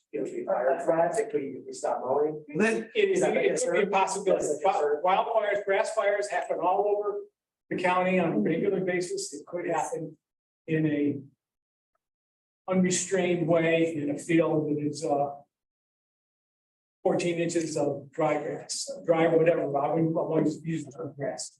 14 inches of dry vegetation. again, we're open to the law. The devil is always in the details, right? Size, location, all those things are important.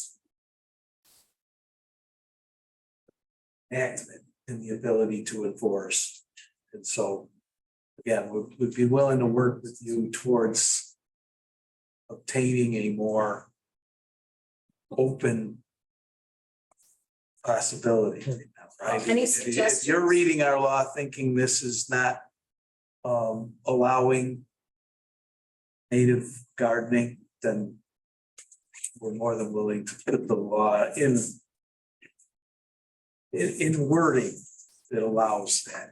But again, it's that Peter's talking, voluntary will be abandoned in a yard in a neighborhood residential setting is what we can't allow. So this is a local law. I mean, we can't do this. We can't make this change tonight anyway, because it's a multi-step process. Is this something that, I mean, we're actively searching for naturalists now. Is this something that if we can bring a naturalist on soon, that we could work with them, whether it be, I really like the idea of voluntary program. A pilot program. Yeah. And we'll see who's here. I'm happy to help work with you for the details. We can't obviously decide on that tonight, but we could present a pilot program to the board that works within the confines of the regulations, our restrictions and resources as a municipality, but then understanding the crucial importance of transitioning to a greener economy. I think that a pilot program would be great because our first 50 members would probably be really excited. So it'd be really easy to get off the ground, but I think that would be a way, and then we can highlight it in the town e-newsletter and maybe think of a way to designate those folks so that with something cute and catchy, so it's a marketing scheme at the same time. And it's also gauge the reaction. Yes. Yes. Found. Yeah. And I will sign my yard up to be one of them because you're very visible. My husband will kill me. Let's do it. All right. Wonderful, thank you very much. Let's see what we can do. Gary, I apologize, but I think Sam Young's agenda item. I'm here all night. Carrie has to stay for the executive session anyway. Oh, all right. You can say me the That was last. good. Yeah, Sam, JK. Yes. Good evening, everyone. Thanks for giving me a few minutes. I'm here with Linda Briggs, our chief court clerk. And this is the nearly annual request to have the town sign a application for a JCAP grant. As you may recall, JCAP is the Justice Court Assistance Program, which provides annual grants of up to $30,000 to towns and villages for court improvement, including security enhancements, renovations, and furnishings. And we have examples of each of those as part of this grant. This grant is requesting up to $14,572.08 for a couple different items, including a new copier machine at $4,306.85. Security enhancements to the front of our court office, including bulletproof film, and a new glass, window, as well as two items relating to the new judge who will be starting in January, specifically a robe and a desk. So No, it's not a desk. not a desk, Desk is staying. A credenza. Gideon's desk is staying here. a credenza. Correct. And the totals, as I said, are $14,572.08. This would be money that, if approved, would be coming from New York State to pay for enhancements to our court operations. And Linda's here to answer any questions that you have. And we have $325 credit off of that. We do. So the amount of Trading in the copier. yeah, so the amount of $4,306 for the copier is actually less by $325. So they're not gonna award costs minus. No, I think they. The town gonna actually make 300. They're gonna award the full cost, we're gonna get the credit, and then we're gonna set, and then we're going to decrease that from what we're taking from the state. It's still a good deal for the town. The motion. The motion is to have to authorize the supervisor to sign the grant application. Actually, I already signed it. Okay. Appreciate it. Second, Sarah. Aye. First motion. Check. Thank you, sir. All right, thank you all. You know, you wish you was coming in on here, right? Sam? Have a good night. Absolutely. Thank you. Good night, Sam. Happy birthday. Thank you.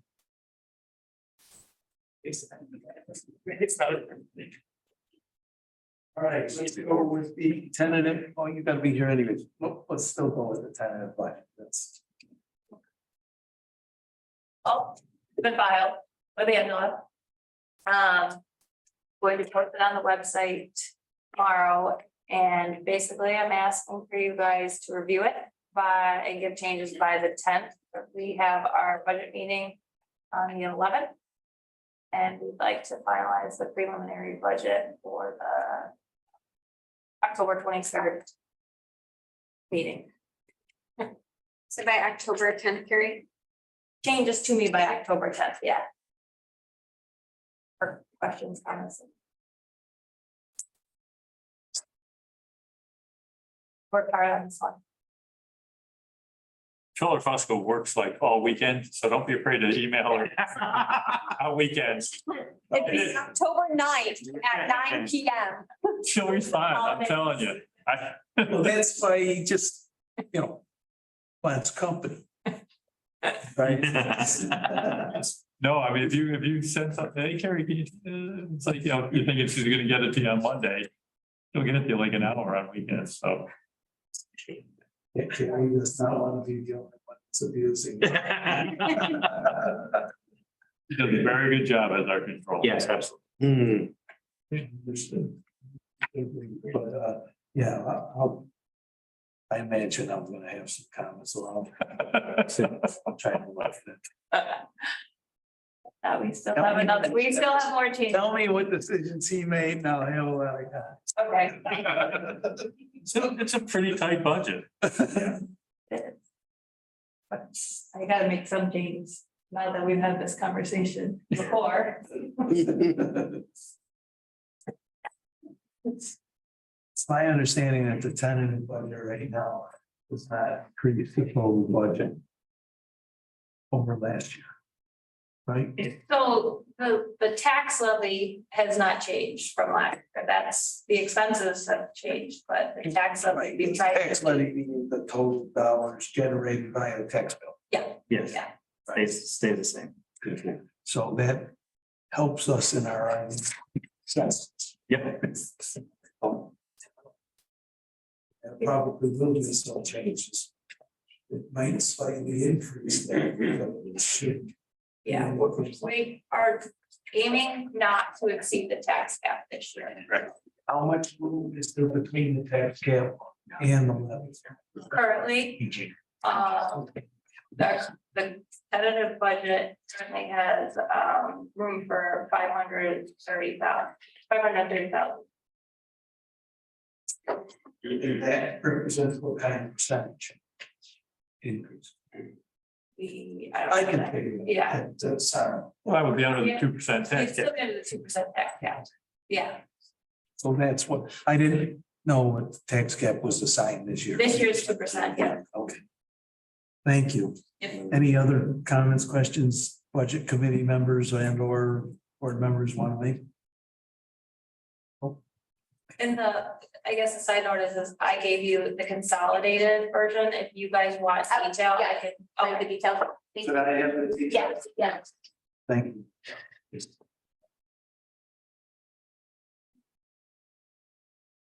Okay. All right, let's go back to the beginning. Approval of town board minutes September 11th. Oh, wait a minute, before we go there, you've got to schedule a public hearing to consider the 2024 budget. Oh, yeah. On October 23rd at 6. Okay, I need a motion from the chair of the budget committee. Set the public hearing in a second for Max. What time? It'd be 6:10 because we already have, Why don't you do that one first, the budget? but We already you scheduled. already scheduled the other Okay, one. that doesn't matter. What date? 23rd, October October 23rd. 23rd.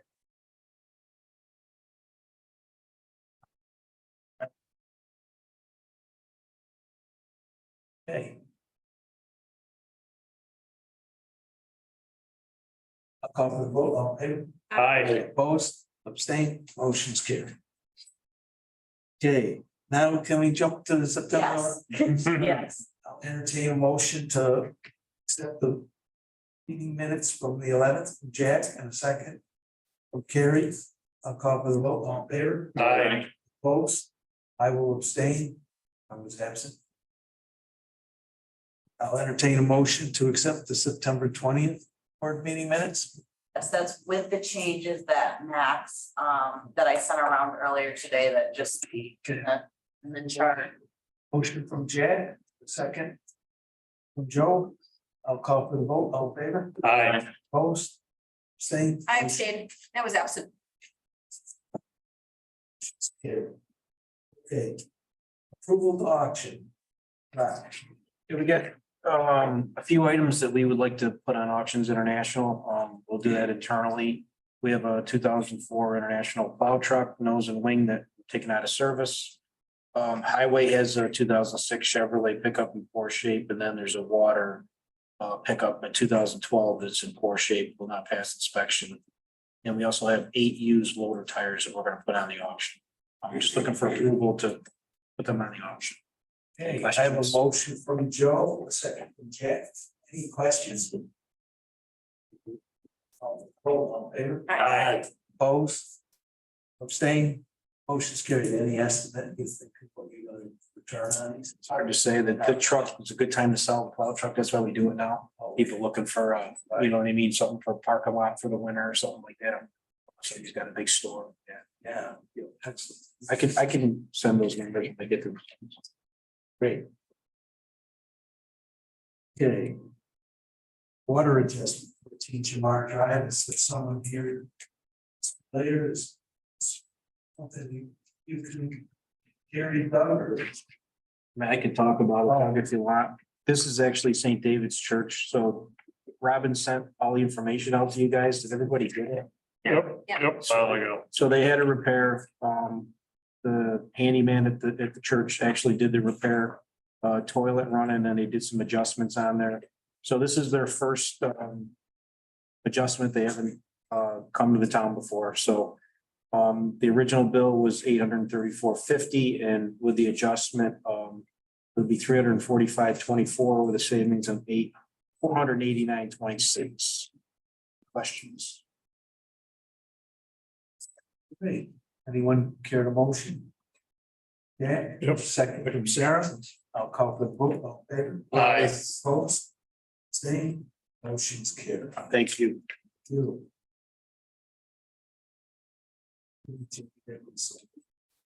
It can't be 75 full day. Yeah, just need to get make sure. down there.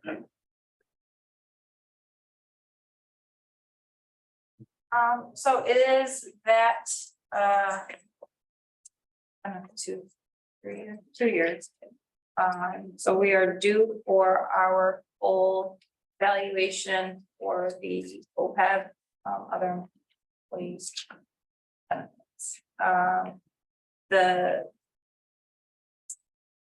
quote that was given to us does include interim valuation, but we don't do that, so it's just the full actuarial valuation.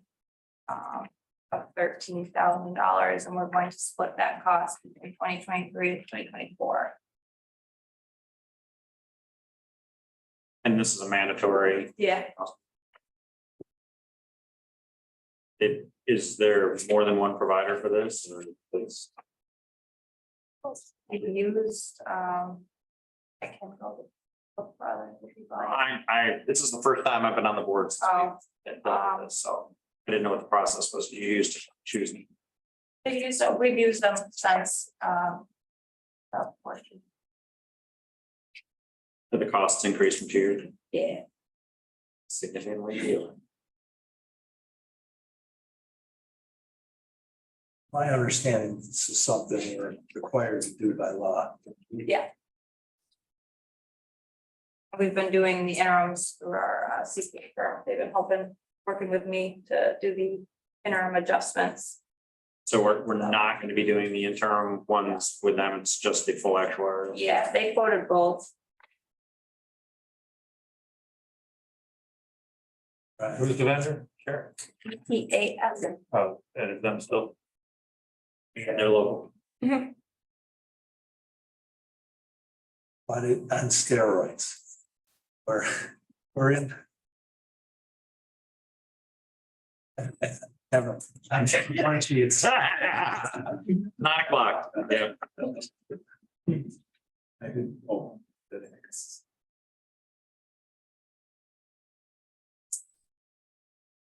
Need a motion on. Yeah, and a second from next. I'll call for the vote. All in favor? Aye. Opposed? Abstained? Motion's carried. And vote. Okay.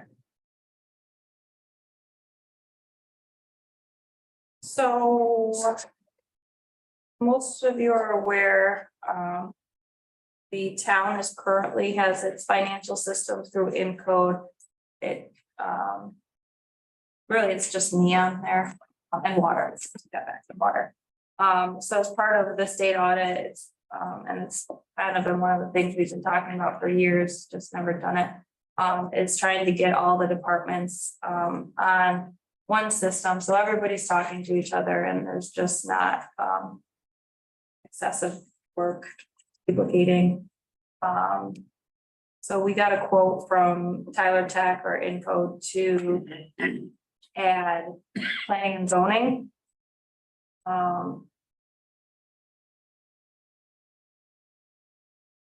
We wanted to upgrade from version 9 to version 10, but because that process will take a year to 18 months, we decided that just moving forward with getting planning and zoning on our current version 9, and then upgrading once that becomes available, and they'll still have the same access. And I believe there's some things that Angela's office can use with this permitting and licensing. There's some exceptions for marriage license and. Did you get back? Yeah, the dog, and he's not sure about the game stuff as well. So either way, the licensing and permitting would apply to planning and zoning. So even if Angela's, not all of Angela's stuff can go on it. Although even if you don't put the town clerk on there, it's still valuable as the licensing portion to collect all the fees where I already collect water. So that taking in, any additional fees, that's a valuable asset, even if I don't move any of my town clerk stuff over. Does that allow us to have the citizens electronically pay? This is having to come in here to drop off a check, those additional things that Headwater? Do they not talk to each other? I don't. She means like, can they go online and make a payment for like a building permit or? Yes, yeah, we talked with them,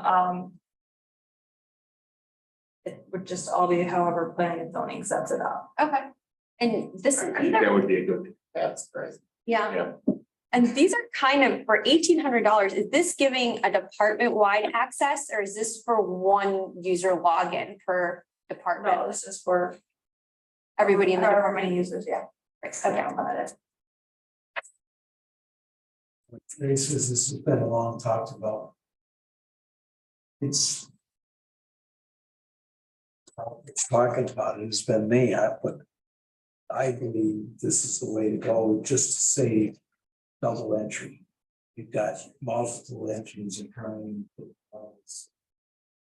Something comes into the system. Then department. That is council's office, well, the entry.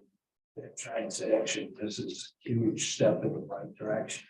I take a full responsibility for the municipality that's in planning and zoning now, and I apologize to the staff that's there that had to learn municipality, because now they gotta relearn ENCO, but I knew better, yet I allowed the purchase of municipality a decade ago, and it was a big mistake.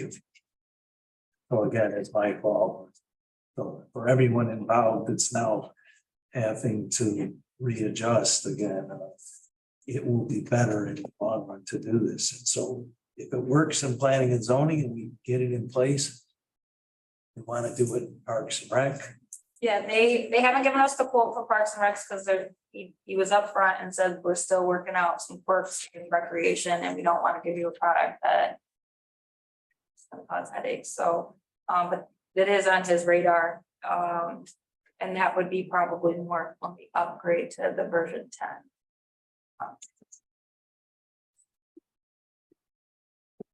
System. To verify, it'd be 28,000 annually. For the recurring costs, of the SaaS. Yeah. Okay, can we get a discount if we paid it up front versus monthly? What's their payment option, do you know?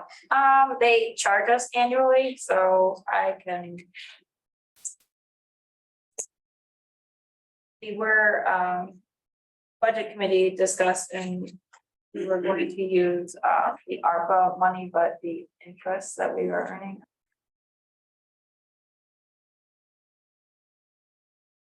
Gotta also view the cost savings. Certainly pay now. Yeah. It's like 9,000 annually for me, Yeah. for financial software and then for water. Municipality, cost. That one. So you want that one? The cost for. You see. I was just telling Andrew, this looks pretty reasonable. I think the municipality costs are more. But I'm not sure.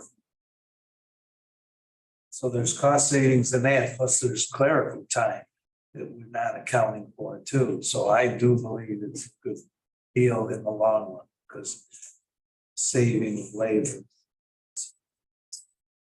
Not only is there labor time and the duplication of efforts, there's a tremendous increase in the likelihood of error. Are they gonna have online training sessions? Or are they relying on us to train ourselves? So part of the transition, they built in training costs. Great. It's exciting. Okay, I'll entertain a motion. Sarah, second, Gary. All in favor? Aye. Opposed? Abstained?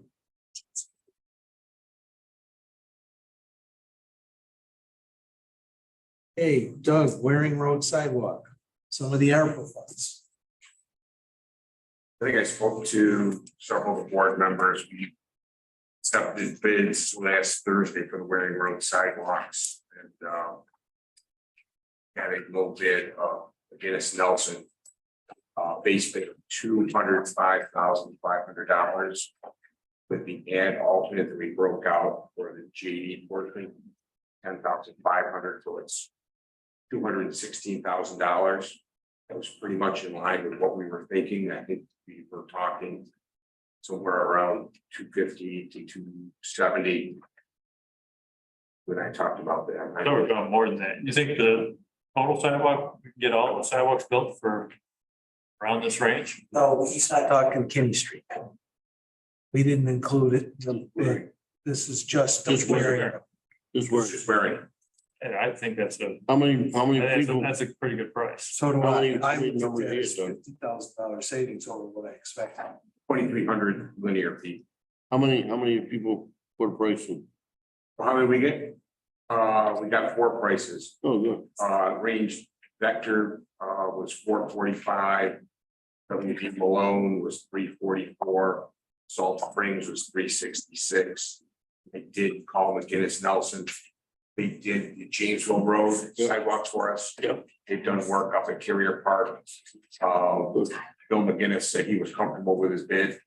Thought it was a good price. I did tell them that we wanted to get out there this fall. Get as much done as he could, as long as he had it finished by week, that's that. Great. He's a guy we've worked with before, he's a great guy, I don't anticipate problems. I don't know, we get something on the calendar. I had 3 people from the community email me wanting to know when we present plans, told them that we were waiting. But I don't know when we can have a community. Yeah, Good idea. they want something here. They want formality. Let's schedule the October 23rd. Yeah. Board meeting. Want to do it before that? Want to do like 15 minutes early or 20 minutes early? Yeah, I'd do it early for the presentation. Okay. I think that's 5:30 or 20, whatever. Yeah, I think 5:30. How long do you think? 5:30 is probably. 5:30 is, yeah, it's like. Better than 5. Oh, Champlain. October 23rd. Yeah. Want to do it at 5:30? Yeah. Oh, so you, okay, are you gonna make it a public meeting or are you gonna make it? I think I should make it a public. You don't Yeah. need to have it not be public. What? You can't have a quorum. Yeah. It's got- So it has to be a public meeting. Yeah. So that needs to be published as well then, Ange. Yeah, so you need a separate, you want a separate public meeting? Or do you want? I was just start the meeting at 5:30 then on. Special meeting on a different day. You want. Just call it a special meeting, 5:30 to 6. There you go.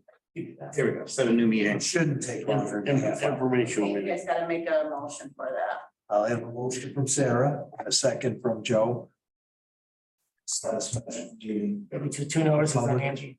Public information. 2 notices. All WSYR, That's what I have to do. Notice the special meeting and we'll notice the all real. radio station. Oh, you don't notice. I don't have to notice the real meeting because it's already. So we just got notice the special.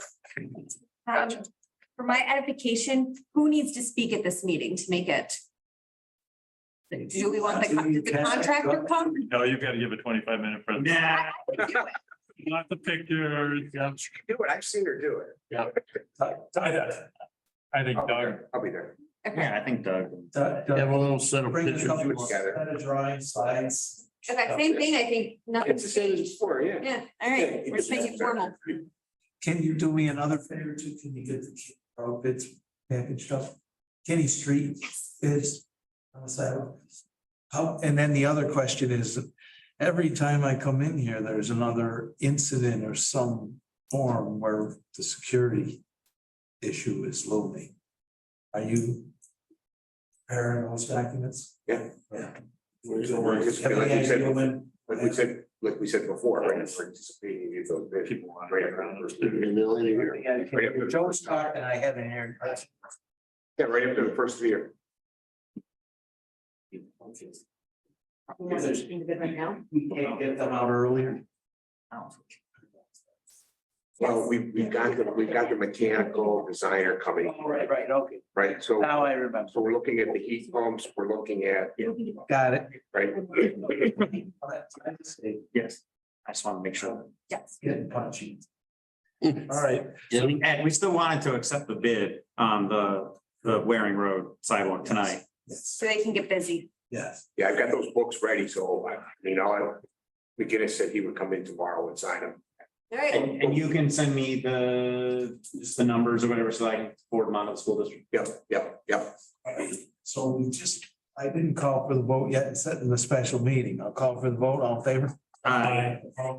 Same, motion's carried. I'll entertain a motion from Sarah and a second from Joe for the acceptance of the bids. For the vote, all in favor? Aye. Opposed, abstained, motion's carried. Good job, Don. Thanks. Yeah. Thank you very much. Dan, you just want a statement, or you want? Give me the bid page. Yeah, it'll be formal. A little more formal. Do you want to, do we have to post to authorize Doug to post for the Kinney Street No, we did that. sidewalk bid? No, we only did Waring. Yeah, because you guys authorized We were gonna do to one. use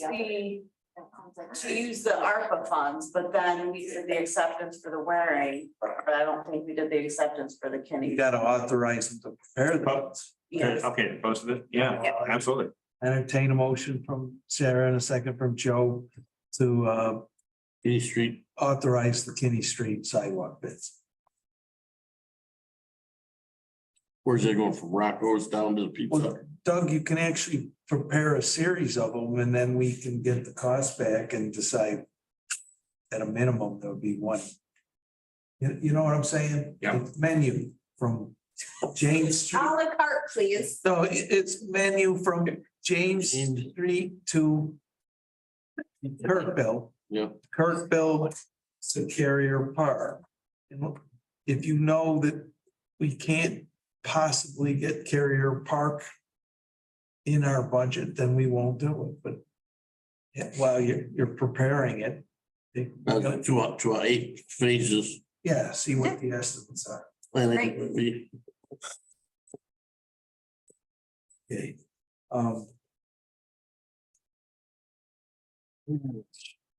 Max wants to go to the Association of Town. Right. Yeah, so that was just February of next year, the Association of Towns meeting. I'm interested in going and Karen will be off the board by then. The registration and hotel reservation and everything for that is actually now, so. Yeah, I'll entertain a motion to authorize us to allow Max to go for Carrie, a second, Joe. Call for the vote, all in favor? Aye. Opposed? Same. Motion's carried. Thank you very much. And then, Did I hear you abstain? should I? I don't, Yeah. usually attendee abstains. Okay, You authorize the Authorize yourself. that's fine with me. We vote on authorizing Doug to bid Kinney Street. Yes. Yeah, I thought we did. You guys, you yeah, Sarah got that again too.